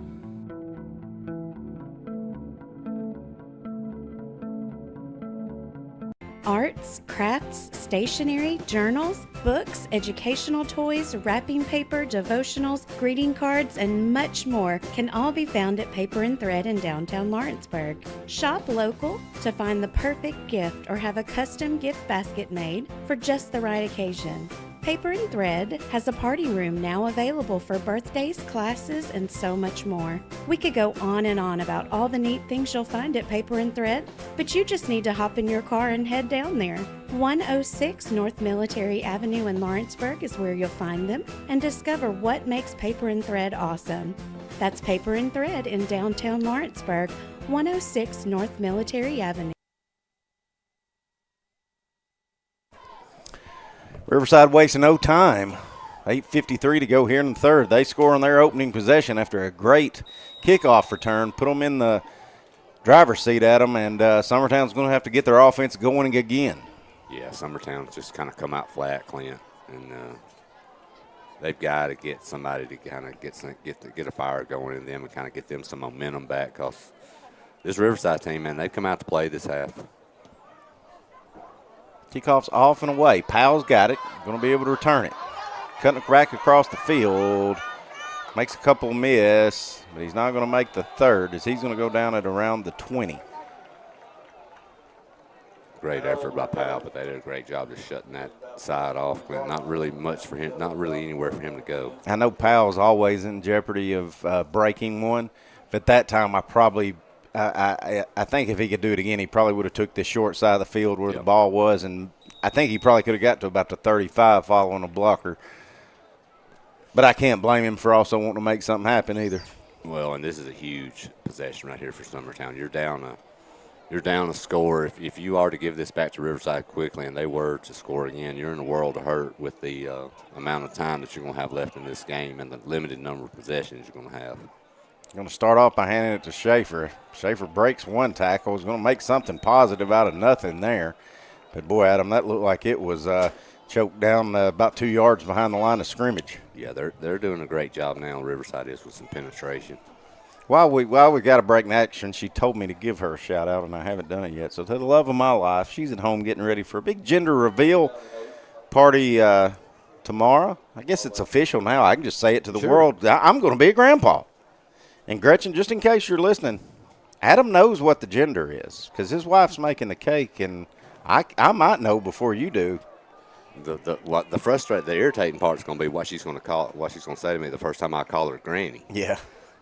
She may not like that. Hand it off. Schaefer again. Schaefer does a great job breaking some tackles. All right. About 5 out of it. It's All going right. to make it 3rd and doable. All right, Clint, tell me this. You've had to have thought about this. Grandparents are called all kind of different names. Grandpa, Pawpaw, what do you want to be called? Have you thought about that? I'm going to be called Pop. Pop, after my grandpa that was my pop. And Will suggested that Gretchen be called Big Mama. Now, Gretchen, that was Will's suggestion. That wasn't mine. Well, Will can't repeat what his grandkids call him over the radio. It's not that good. All right, 3rd and 2. Summertown needing a first down to not punt this thing away. Dillard's going to keep it. I think he's got the first. Yeah. County Riverside going to stand him up and drive him back, but not before Max can pick up the first down, keep the chains moving. Now, I think she decided that she's, everybody calls her Gertie. I think she's Grandma Gertie. It's going to be her nickname.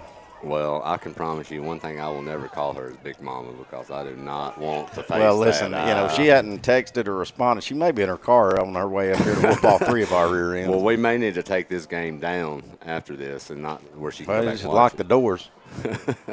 All right, 1st and 10. Ball on the 32. Summertown trying to answer. They hand it off. That's Schaefer again. Bust forward, get to the 35. Gain of about 2. Clint, it's a lot of tough sledding in there right now. I mean, you're just not getting a ton of room to do much of anything. I mean, these backs are going hard, but, man, Riverside's really clogging a lot of holes up. Here comes Pugh in for Hoffman. You know, we've went every run we've had in this drive has been pounding it up the gut. I think you're probably, you've got that pistol formation with Powell and Pugh back there. Wouldn't be surprised if we don't see something try to get off the edge at him. Powell going to go in motion. Then we're going to hand it off to Schaefer. Schaefer's going to punch forward. Another positive run. Schaefer dragging about 4 Riverside defenders right there. Update from Lawrence County. They lead at 14-13 over Lincoln County. From Lewis County, they're fixing to start the second half. Lewis County leads Mount Pleasant 12-10. So we got some good ones around our area, and we've got a good one here. Summertown trying to get in a hurry here. Make Riverside jump. And it worked. Summertown should pick up the first down on the encroachment. So another first down for Summertown. Well, the penalties against Riverside in that first half were primarily against offense. Clint, but that right there, that hurts. You never want to give a team a free first down, and that's just what happened. All right, so see if we're back to more of the same. You got Powell in the slot, Pugh in the slot. Pugh going to go in motion. Back to throw is Dillard. Quick slant out to Powell. Oh, hits it on his fingertips, but he can't haul it in. Let him just a little too much. Powell couldn't come up with it. Clint, that is that wheel route. Yes. That was successful last week a time or two at Richland, and, man, he was there. He had him. So that's the first play of this. I think that's the first play of this quarter that has stopped the clock, Adam. 5:02 to go here in this third quarter. It'll be 2nd down and 10. I love the call. It's aggressive. It's time they've slowed you down kind of with your run game right now. Kind of mix things up. Let them know that you do have a passing game. Powell in motion. Going to hand it off to Pugh on the end around. Pugh gets stood up, but he plows forward, does Pugh. Hard-nosed running by Colton Pugh. Going to get about 6 out of it. That'll make it 3rd and doable. And I think as easy as Riverside just kind of ran it down your throat, Adam, you know, I think if you get anything positive here, you may be considering going, because I don't think you want to give it back to them with a chance to go down 2 scores. I think offensively right now they have a lot of confidence, especially after that drive and that score right before the half too. So, yeah, I agree, Clint. Schaefer, the running back position, Dillard under center. Powell in motion. Going to hand it to Schaefer, going to get positive yardage. So that was clearly a let's get positive and go for it on 4th down, Adam. Yeah, they're going to be about 1.5 yards, maybe 2, Clint. To make it 4th and 2 as the ball is sitting right on the 50-yard line. Summertown's offense staying on the field.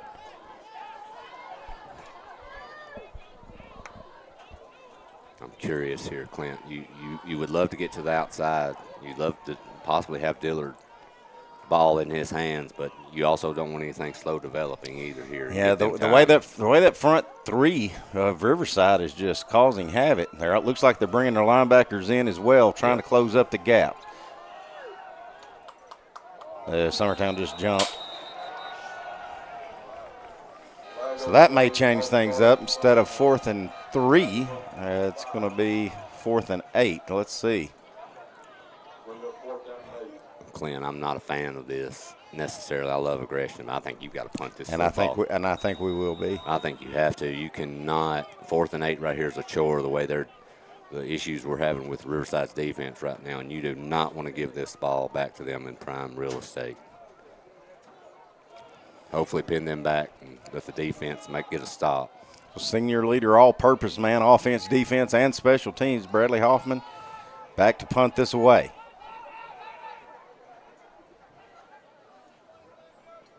Hoffman's got it. Kicks a good one. Tracking toward the left side. Is going to go out of bounds at around the 22. That's where Riverside will take over. We'll be back in 30 seconds here on the X Sports Network. There's no job too big or too small for Gonzalez Lawn and Landscapes. Owner Chris Gonzalez works hard to make your commercial or residential properties one of the neighbors will envy. You won't find a lower price anywhere else, and that's a guarantee. We offer mowing, landscape removal, small construction jobs, and more. Our team is licensed and insured to ensure the best work for Lawrence County and surrounding areas. Your satisfaction is our goal. We won't leave until you're happy. Call today to set up a free quote.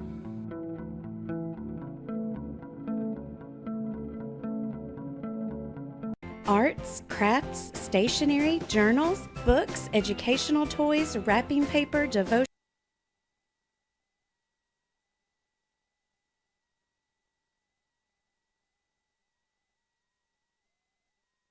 All right, Summertown has to settle and punt it away. We're going to try to get a stop here and get the football back.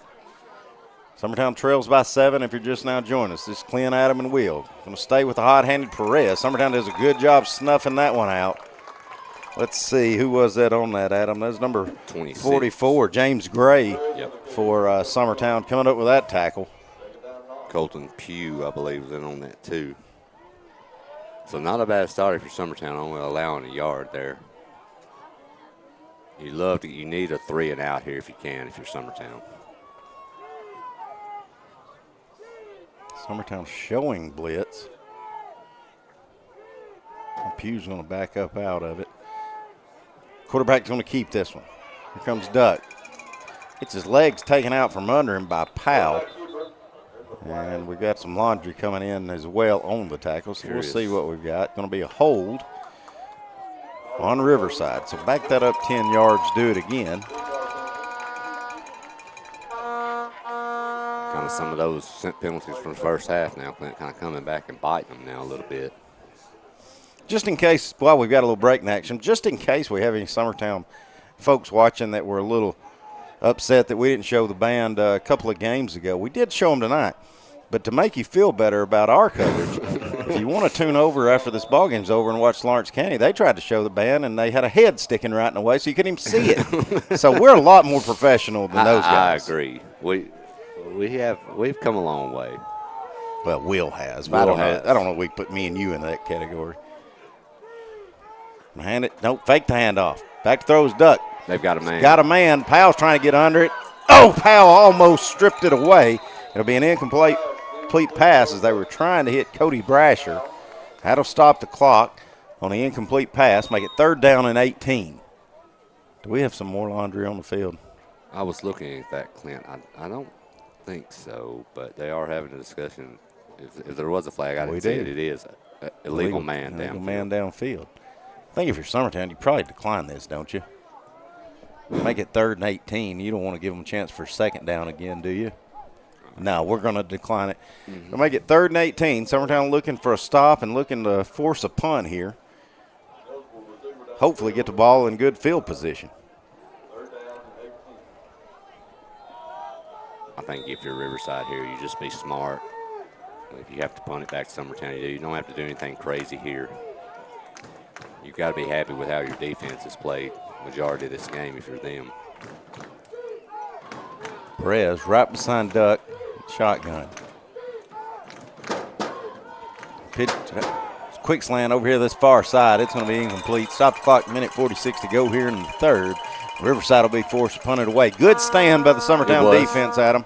It was, and on the positive, too, not only do you force a punt, but an incomplete pass, you stop that clock. Yeah, now listen, I don't want to call him out. I don't think he would mind me saying this, but I kind of looked down there after that first series, and defensive coordinator Coach Jason Busby, he was kind of letting a few kids have it. We saw a little bit better job wrapping up that possession. Yeah, I agree. That was a big stop for them. Hopefully they can get some good field position out of this punt. Brasher, he's flushed out of the pocket. Pugh's chasing him. He'll kick it out of the way, but it's a shank, and it's going to be a very short. Summertown's going to start in great field position. Great job by Pugh on the pursuit. They should get that ball inside the 30. So the punt doesn't look too bad now if you're Summertown, as you've swapped field positions. Well, if you're Summertown here, you've got what you wanted. You got your 3 and out. They're putting that ball on the 35. There's no way that ball made it that far. I agree. I would love to see a replay of that, Will. I don't know what view we've got. We might not be able to see much from this view, but we'll see. I really thought that ball was I thought it hit the way tent. before.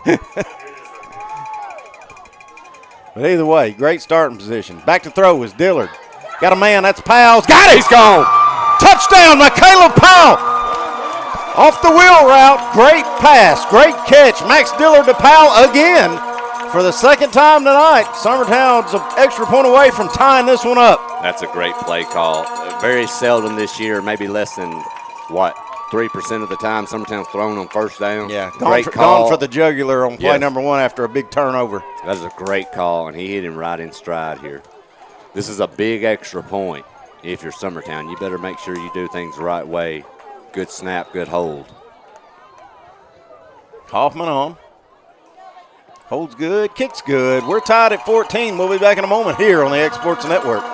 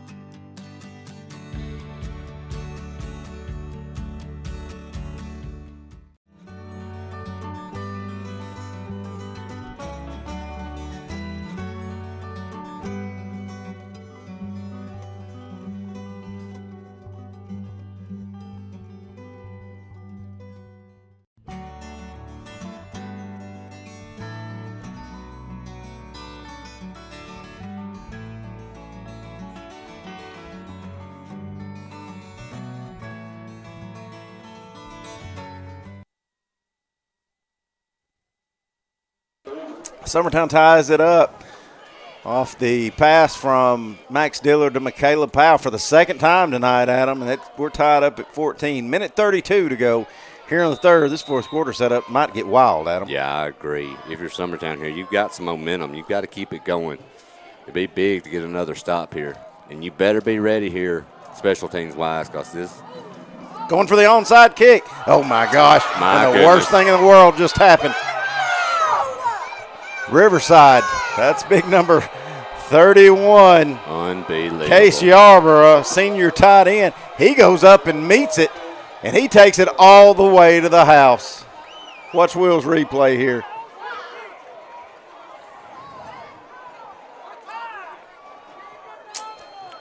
Well, Clint, I've seen it happen on Madden, but it's been a while since I've seen it happen on a field on a Friday night.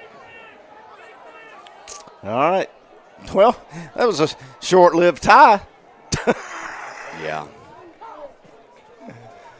Summertown faithful a little unhappy right now.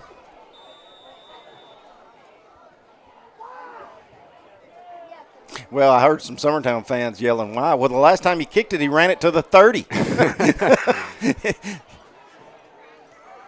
Extra points up, and it's good. So just like that, well, Riverside with a 21-14 lead.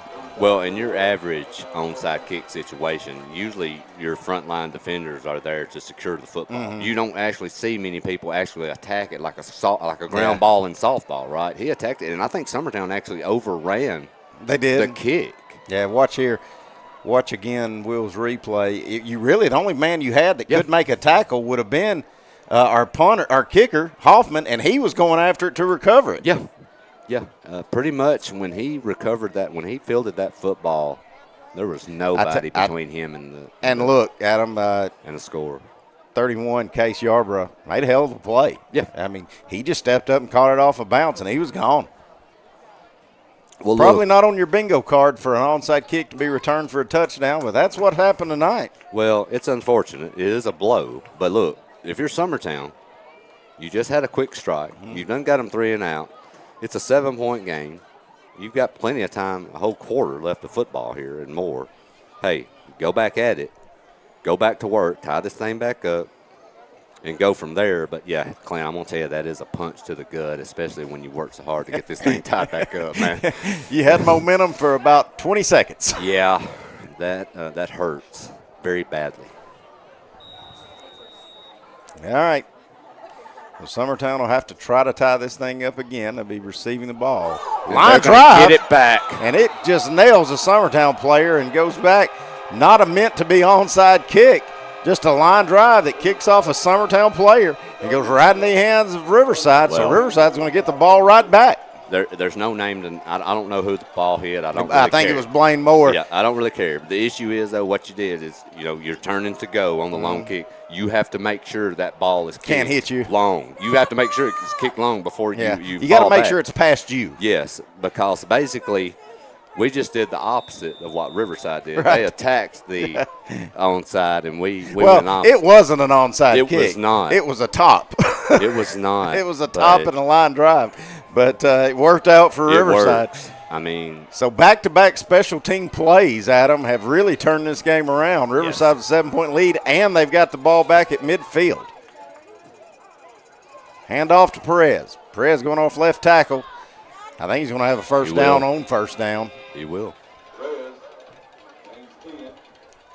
And look, if you're Summertown here, you've lost momentum. I know they're down a little bit. You allow a score here, you're in a world of hurt. You've got to get your head back right here and bear down. I mean, it's took us 3 quarters to get 14 points. Yes, you have got to get a stop here. You do not want to go down 2 scores.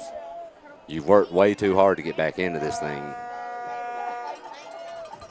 Yeah, I don't know, Adam, if it's not something that you bring every edge rusher you've got and linebacker and just hope that you can defend one-on-one if they do try to throw it. Faking a handoff, going to hand it to Perez again.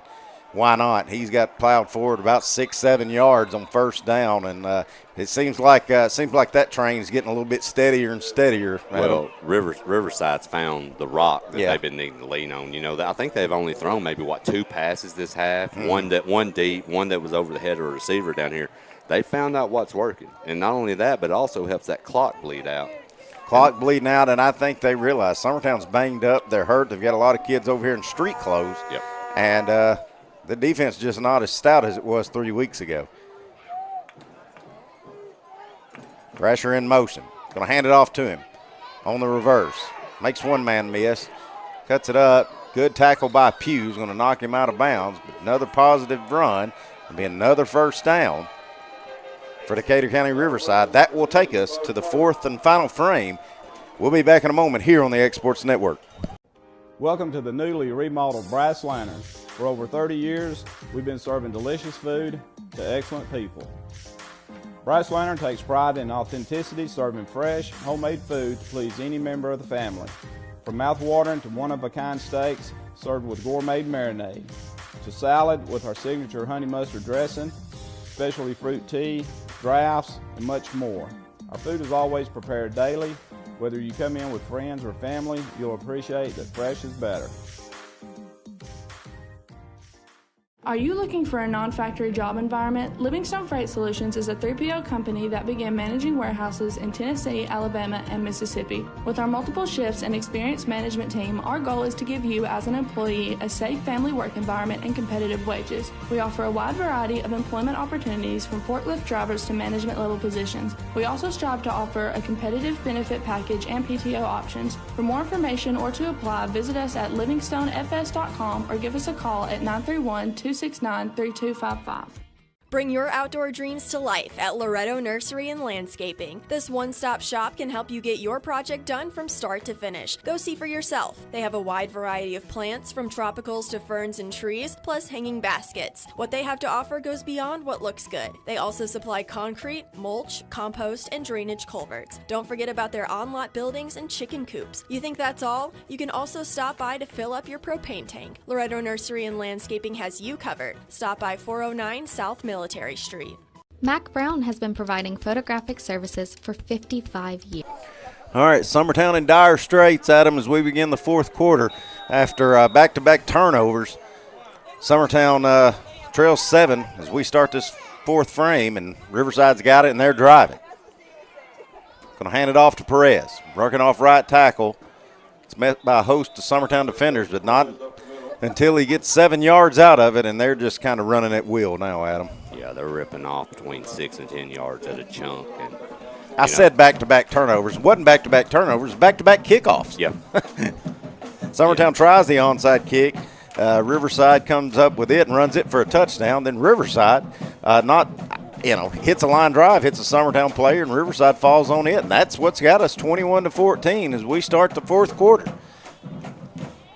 Lawrence County goes down 7, I think. Lincoln County's up 18-10 on Mount Pleasant. Lewis County, excuse me. Thank you, Will. Pistol formation. Going to hand it to Perez again. Getting about 7 yards, 8 yards before he's touched, Adam. Yeah, he was into the second tier before he made any contact that time. You know what, Will, you are correct. If we lose this game, our playoff hopes aren't done. You can go to Adamsville next week and win and then cause a lot of chaos because you've got 3 teams all that have beat each other vying for that third and fourth spot. So somebody will be left out if Summertown happen to lose this one and win next week. But we'll worry about that when it comes. Summertown needing a stop. 1st and 10. Fakes the handoff, and then they're going to hand it off to Perez. Perez is going to plow forward, gain of about 5 on run number 1. A big shout out to former Lady Eagles standout, now UT Southern standout. Miss Hannah Lindsay's in the house tonight. She missed me. She said she had to come home. She missed her dad so much playing. Ain't that right? And she's not agreeing. Well, she gave me a big bear hug. She give you one when she come in here? No. She basically comes home and holds her hand out and waits for me to put however much money she tells me I need to give her. That's pretty much what she does. And then she goes home. Sounds like she's a good daughter. That's what all mine do. I have to tell you this. I've learned they don't ever get off the payroll, Adam. You got that right. Faking a handoff, quarterback keeper going around left edge. Good tackle there. It was a great job there. I think that was Dillard and Blaine. Let's see. I believe that was Dillard and Aiden Hill on that one. We got a flag on it as well, so we'll see what the laundry's for.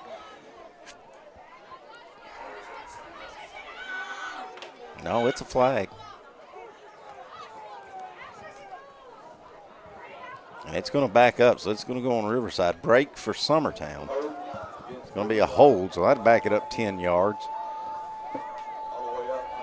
Well, I will say one thing, regardless, no matter what, Clint, our fan base has gotten a lot more vocal in the last 10 to 15 minutes. I will say that. It's a lot more action going on. Yeah, not necessarily think they're yelling at the game, though. They're yelling more at the sideline. Hey, we're not talking about where it's going toward. We're just talking about energy here. Yeah, they did. Bam came live, too. Yeah. All right, so back it up. Make it 2nd and 15. Pressure going to go in motion. Going to hand it off to him. Going to cut it back up. He's going to get the penalty yard back, and he's going to go all the way into the end zone untouched. That was too easy, Adam. As Riverside's opened this up to a 2-score lead. Summertown in a world of hurt now for an offense that's very slow-paced and methodical. Adam, Summertown's going to have to open up the playbook. Well, 9 minutes left. It's never over, Clint, but unless we really move the football here, that might be a backbreaker. And I know that's odd to say with 9 minutes left with only a 2-score game, but that's going to be an uphill battle. All right, on for the PAT, Levi Morgan. He's perfect tonight. Maybe that'll jinx him. Snap's good, holds good, kick is up, and it's wide left. Still a 2-score game. Summertown trails 27-14. We'll be back in a moment here on the X Sports Network. Right in the heart of the downtown square in Lawrenceburg stands a true local treasure. Holland's Drug Store, the oldest business on the square. Holland's is a name you have trusted since the 1960s. Expert pharmacists Richard and Brooke are proud to offer personalized care, including compounding, while providing you fast and friendly service. They accept most insurance plans so you can get what you need without a hassle. And while you're here, don't forget to explore the gift shop filled with local novelties, willow tree, seasonal home decor, and so much more. Holland's Drug Store. Local and lasting.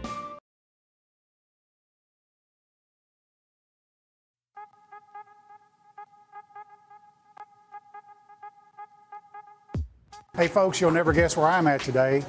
That's right, I'm at my Quick Mart store. Starting off with a fresh cup of coffee, and guess what's next? The biscuit.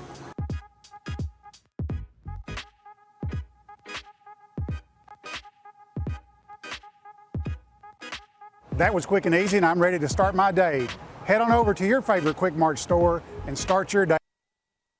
All right, back at it. Summertown needing to make something happen. They trail 27-14, 9:22 to go. Another risky kickoff, Adam, as the last two have been very dicey and very bad for Summertown. You said off air, maybe Riverside will onside kick to us and we can run it back. Well, it would be big. If you need a big special teams play here to help with your field position if you can. We need something to kind of energize us right here. Another line drive. Hoffman's going to field that one. Hoffman's going to get good return out of it, get it down to around the 45. So Summertown's starting good field position.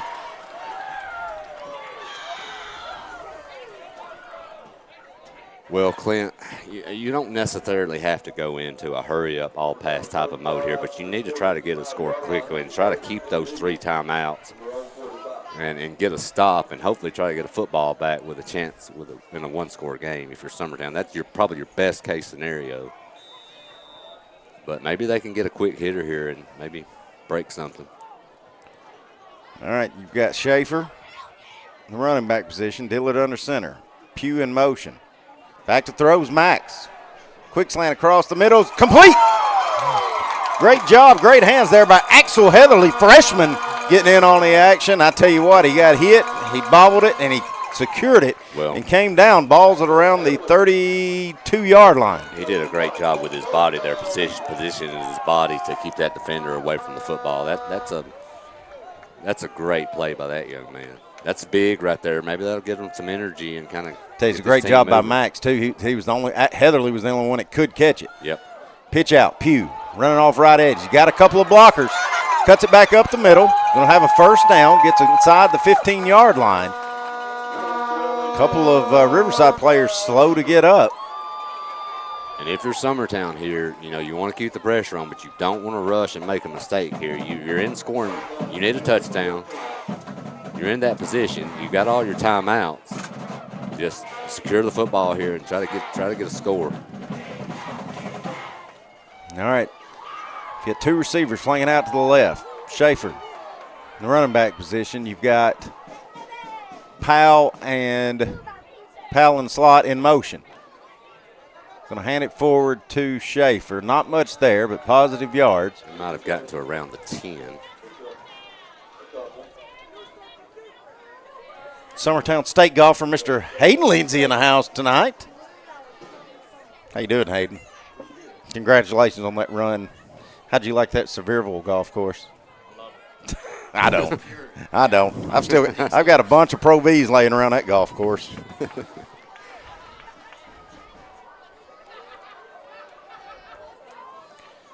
First and 10. Ball's on the 14.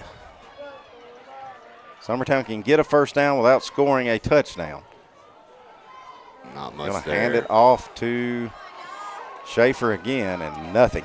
Might have been a loss, Adam. Yeah, if he got back to the line of scrimmage, Clint, he was lucky. So after those big chunk plays, Clint, things have kind of slowed back down a little bit. Well, it's almost like we get down here and run out of the room. Yep. You know what I mean? Riverside is definitely this ball game has defended us better in the red zone than they have the rest of the field.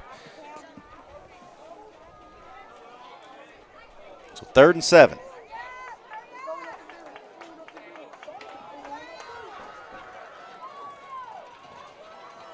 The bunch formation. Dillard back to throw, rolling to his right, gets sacked.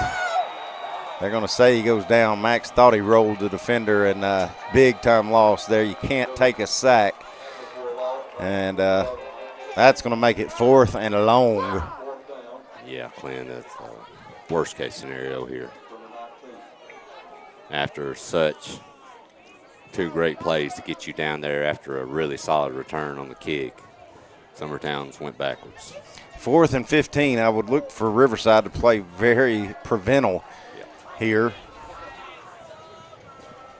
You got Powell out to the left. I think Coach Stan Winfrey is going to talk about this because this is your ball game, Adam. This is your ball game. So we'll take a timeout with them here on the Exports Network. Looking to buy or sell in Lawrence County, Tennessee? At Corbin & Company Realty, we know this place because we live here too. We are locally owned and deeply rooted. We treat you like a neighbor because you are one. Whether you're looking to secure your first home or forever home, trust the team that does local best. Check out our listings like this serene property with a stunning updated interior. This is just one of the many hidden gems we discover for you. Call Corbin & Company Realty today at 931-964-2222.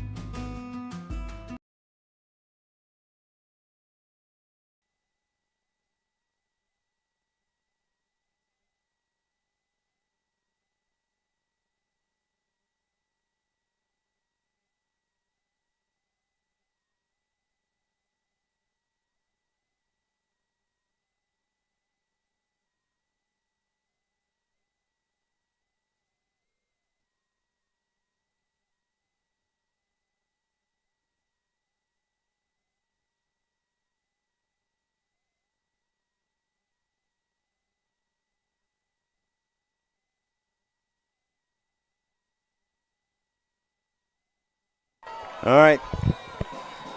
Big time play here. This could put you out of Summertown. Now we've got a stoppage, and I think they said before we got the snap off, Riverside wants to talk about as well.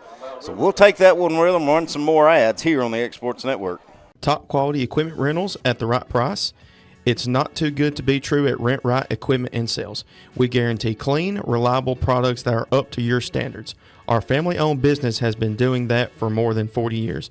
Let our friendly and knowledgeable staff take care of you from purchase to maintenance. Saws, drills, lifts, mowers, generators, you name it, we've got it. Stop by and see our inventory today, located on Buffalo Road in Lawrenceburg. Make your lawn a legacy. At Legacy Lawn and Landscapes, we put more than 16 years of experience into your goals. We won't meet your expectations, we'll exceed them. We offer consultation, installation, maintenance, hardscapes, construction, and land clearing services. Owner John and Jamie Brew.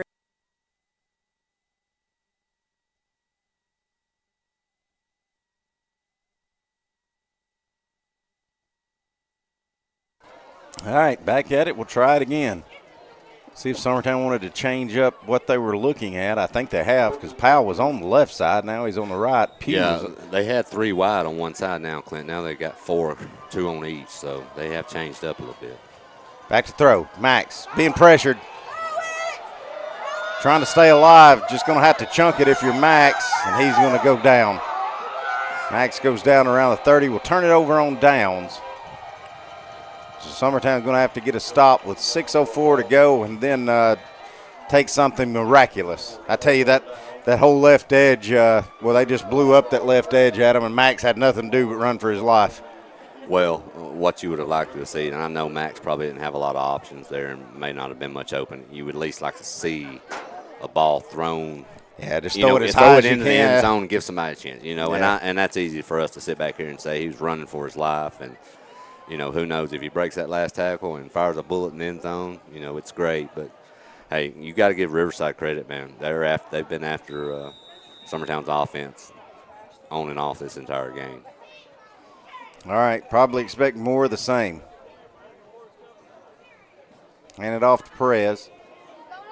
Punching it up the gut. He's going to get about 4 out of it.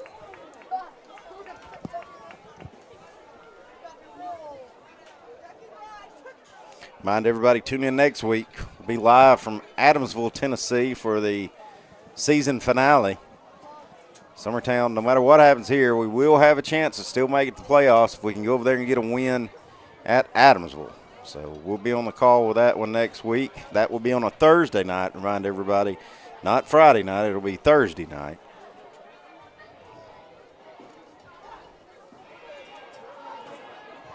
Duck puts his man in motion. That's Brasher. Going to hand it off to him. He had the touchdown run on the last possession off that same play. He's going to get, I think they're going to give him forward progress down to the 40. Clock will be under 5 minutes by the time they snap this next play. There's still a slight glimmer of hope, Glenn, but you've got to get a stop here. Yeah. I mean, there's no ifs, ands, or buts here. Well, I mean, you kind of have to point at them, too. I think you just have to gamble and just assume they're not going to throw this football. No.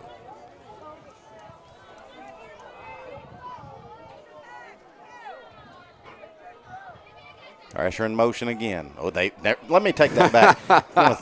throw the quick slant out, but it was a safe throw. It was. And a quick slant out to Jack Couples. It'll pick up the first down, keep the chains moving. Well, they needed 3. We gave them a little bit of cushion, Clint. They took advantage of it. That's just a simple out. And to a receiver who's piled up some pretty good yards tonight. Yeah. That's a gutsy call. I would have never called. Like I said, you can count on a number of football games I've ever, but that's a gutsy call, and you've got to have some faith in your receiver and your quarterback. Well, clearly I'd have never called it because I said they weren't going to throw it. But, yeah, that hurts badly right there. Approaching the 4-minute mark. Perez in the shotgun. Brasher going to go in motion again. Going to hand it to him. Trying to cut it back up, makes one man miss, going to have another first down on first down. Yeah, maybe you're going to mark him just a little shy. Now we got a flag coming in late. And that will stop the clock. So if you got an unsportsmanlike conduct penalty, you got to be kicking yourself for your Riverside. Personal foul. Oh, that'll be on Summertown. Let's see Will's replay. I know Max was coming out of that pile late. Let's see what we got here. It's Schaefer. Yeah, Will's doing what he's supposed to do. Follow the There it play. is. Schaefer, hands to the face of number 73 after the play, showing a little bit of frustration, it looks like. Yep. Yep. So the clock will run again. 3:45 and ticking. Summertown does have 2 timeouts left. But I think at this point, Adam, you're going to have a strip sack or a interception or something. Thrasher in motion again. Fake it to him, going to hand it to Perez. Puts his foot in the ground, stops his motion. Rigsby's going to come in there and get drag him down. We have now we've got a flag coming in late as well. And I don't know that could be anything but unsportsmanlike, to be honest with you, Adam, because I didn't see anybody touching anybody down the field. And it was thrown behind behind Summertown's defense. Another personal foul on Summertown. Another 15-yarder. Summertown just showing a lot of emotion and frustration right now.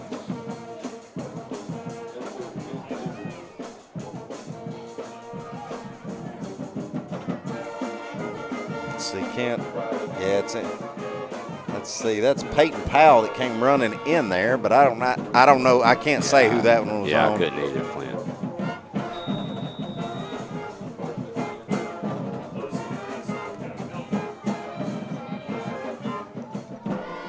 train kind of, right now, Clint, train's kind of gone off rails. Going off the tracks. All right, Perez standing right beside Duck in the backfield. Brasher in motion again, going to hand it to Perez. He's got a big hole, cuts it back inside. It's going to be inside the 5-yard line.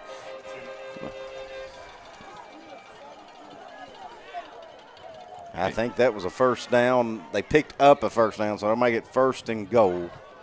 And you've got to give Riverside credit, Clint. They've cut those penalties we talked about in the first half. They've been virtually non-existent besides 1 or 2 minor. Well, and here's on. Riverside rich in tradition in football. Yep. And I think they're fixing to be right back there. You got Cody Brasher, he's a senior. And you've got Jack Couples, he's just a junior. Out of all these playmakers I'm calling, I've only caught one of them's a senior. Yeah. Yeah, this is a young, talented group. Your quarterback is a freshman. Your running back, in Perez, he's a sophomore who just scored another touchdown. So things getting out of hand here. Summertown looks to lose this one, as that'll make it 33-14. The extra point upcoming with 2:14 to go here in the contest.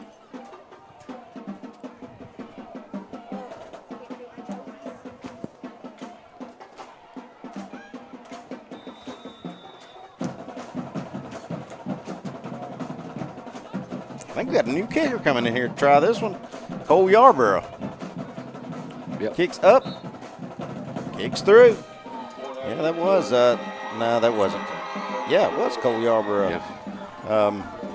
He's going to bury that one through, make it 34-14, 20-point lead here for Riverside. We'll be back in a minute here on the Exports Network.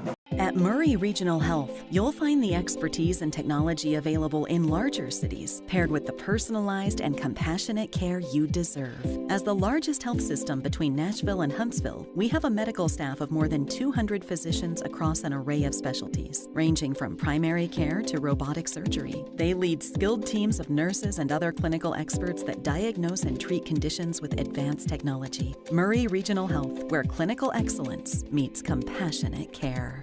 When it's time to build a home, remodel, or add on, Hamby Builders is this area's experienced construction company. From site selections to floors, doors, windows, trim, tile, bathrooms, and kitchen, the Hamby Builders team can make your home the home of your dreams. Hamby Builders is licensed and insured with over 20 years of experience in homes in Giles, Lawrence, Wayne, and Murray counties. Trust your home construction or light commercial project to the team with experience. All right, back at it here on the Exports Network. This one's all but over here as Riverside has came out, and Adam, they've just shown out here in this second half. Got the breaks, have cut down on the penalties, and really executed their offense. They lead at 34-14, 2:14 to go. Kickoff's up and away. Hoffman's going to get under it. Hoffman's going to try to return it. He's going to be tripped up. Goes down around the 35. That's where Summertown will take over. Update, Lincoln County and Lawrence County are tied at 21. And looks like Lewis County is, let's see, they lead at 21-10 on Mount Pleasant. Mount Pleasant is trying to drive here, so. 5 minutes left in that one. Yeah, I'd say if Mount Pleasant doesn't get in on this possession, that's ball game there. Because it's 3rd and 5 and only 4 minutes to go, and you're down 2 scores. All right. Dillard, back to throw. Rolling to his right, looking, quick slant out. Pugh's got it. Complete pass. Stays on his feet. Get across midfield, down to around the 45 of Riverside. Powell goes down, which is not what we want to see. Powell took a hit, a block, which looked to be from the backside after that play. Listen, you'll see it right here. Right there. Listen, boys, I'm just going to say it. I'm about at the point where you take everybody that's going to be possibly playing next week out, put a whole new 11 in, and kneel it. I agree, Clint. This one's in the books, and you've got your biggest game of the year next week. Yeah, this one was. Now next week is. Yep. Back to throw. Quick slant out. It's complete. I believe that's Devin Davis. Reception's good. Clock will run as Davis stayed in bounds. Make it 2nd down and 8. Powell on the bench. I'd say his night's done. He looks like he's hurting. Maybe another one we can add to the to the list for next week. Lawrence County just scores to make it to go up 27-21. They've got a good one going on at Lawrence County High School. Schaefer running left edge. He's going to have the first down. Going to stay on his feet, cut it back inside, then go out of bounds. So first down for Summertown, trying to make something happen here with 1:20 to go here in the contest. See you, Hannah Lindsay.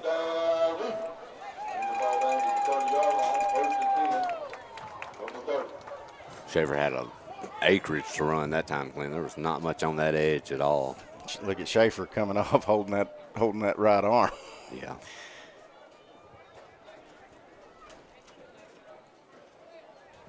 He did get out of bounds, which did stop the clock at 1:20. So our public address I'm going to make here is, folks, if you're listening, watching, you got some big old corn-fed boys that goes to school at Summertown High School and they're not playing football, get them to playing football because we need some depth. Good catch, good throw there. Dillard to Hoffman, going to take it inside the 10-yard line. 1:10 to go here in the contest. Summertown just trying to end on a positive note. Tell you what, they've shown they can throw the football at them. Yeah, they have. I mean, there's positives to pull from tonight, but it's just been an uphill battle the second half. Dillard back to throw again. Swings it out. Oh, goes through Davis's hands. Would have been a touchdown. He can't hold on to it. That'll stop the clock. 42 seconds to go. Well, it was stopped at 42, and then they just ran one off.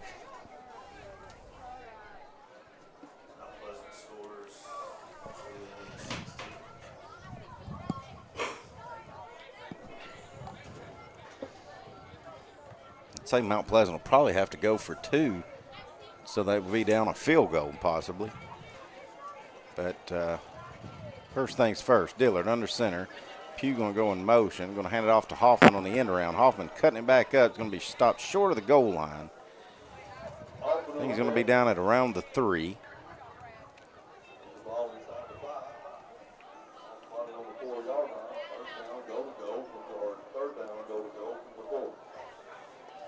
This may be your last play of the contest here. 18 seconds. Dillard under center.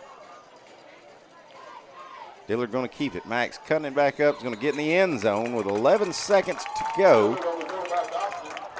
Make it 34-20. The extra point upcoming.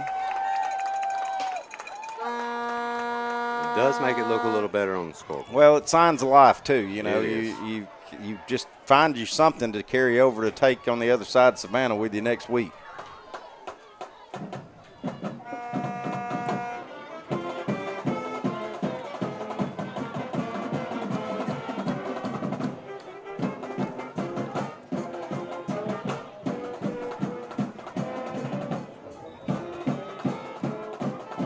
Summertown going to go for 2. Pitching it out, Hoffman. Hoffman going to get in the end zone. Make it 34-22. So now you need an onside kick and recovered. You need a score in less than 11 seconds, another onside kick and a score. That's off. You keep making those type of statements, you're going to make me and Will's head start smoking and trying to figure out if that was right. Look, I'm not saying it's impossible, but it's pretty going to be hard to do. I'm going to tell you, Clint, and you've got to credit Riverside. They played a great second half tonight, but that returned onside kick and then well, you watched the Tennessee Tennessee-Alabama game, right? Mm-hmm. Yep. It was exactly just the 14-point swing at the end of the first half. That's what happened on those 2 kickoffs. That's exactly right. And it's just like Summertown never really recovered after that. And hey, like I said, give Riverside credit. They cleaned up their penalties. They ran the ball. They simplified their offense. Yes. As much as if you're a Summertown fan, you're definitely not happy with the performance tonight, but you've got to kind of praise this Riverside group too, man, because they've got some talent. I wouldn't kick it to Cole or Case Yarborough on this onside kick.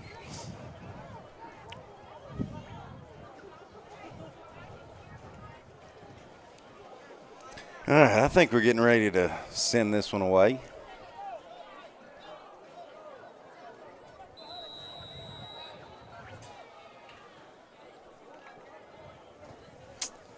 All right, Hoffman directing his squad, ready for the kickoff. Let's see if Summertown wants to stay at it and try the onside or concede it, and they will. Line driver heading down. Going to be is it a touchback or did he just down it at the 1? We're going to see. That should be at the 1, correct? Well, looks like they're from where we're at, Clint. I couldn't tell. Yeah, they are. Yeah. Yeah, I just wasn't sure if that ball trickled into the end zone or not, Clint. If it would have been a touchback. Need to keep that in the bag. That's a pretty good kickoff there. It was. Well, you're also in a situation now where I don't know if Riverside can actually just take a knee. They're probably going to have to do something. Safety's not the worst thing you can do. No, it's not. If not. you're Riverside. The worst thing you can do is turn it over and let Summertown recover it in the end zone. Yeah.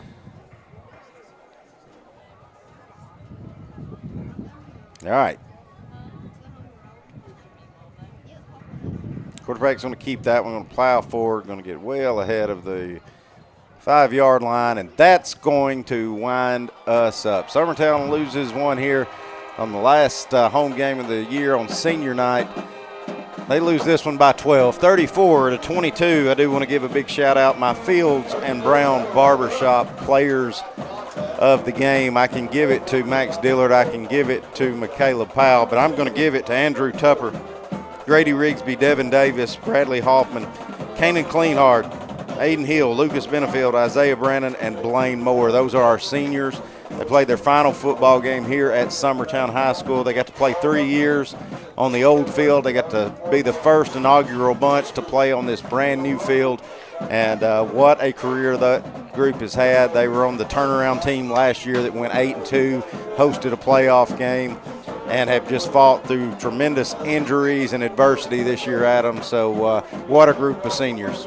Yeah, it's been a joy watching them. Those kids have given a ton of their time to this school. That will never be forgotten. But, yeah, proud of all those kids. Yeah, Summertown, you can blame the injuries all you want and all that stuff, but at the end of the day, you've got to credit Decatur County Riverside. This is a team that looks as though they have gotten better and better as the year went on with a young squad, and they came out in this second half and took over this football game. Well, and you're right. This team, this is a young team like we talked about all, and they're going to get better, and they've shown that tonight. But look, if you're Summertown, you really shot yourself. You really hurt yourself tonight. You had a 2-loss team coming in, and they're that they're going to end up with 3 losses on the year. Probably, I was looking at their schedule. They're at Lewis County next week where they're going to finish. So this is going to be, this was your chance to lock in some sort of a playoff spot. I'm not saying that still can't happen, Clint, but I will tell you, I'm not going to, fill your head full of fluffiness and sunshine. Okay, you're fixing to head to Adamsville the night before Halloween against a team a very talented team that actually had Lewis County dead to rights, up by 17 points until that miraculous comeback. That same Lewis County team that put a pretty bad whooping on Summertown a few weeks ago by I think 40+ points. And so we don't know what Adamsville still got healthy, but we know what we don't have healthy. Yes, that's correct. I'm not saying it's not possible, Clint. I'm not a betting man, but if somebody forced me to place one, it's going to be a tough uphill battle next week for Summertown. All right, we'll have that call. It'll be a Thursday night, the day before Halloween. It'll be Thursday night. We'll have that call for you live from Adamsville. Summertown's got to win that one or the season is over. For Will Pettis, for Adam Lindsay, this is Clint Brazier saying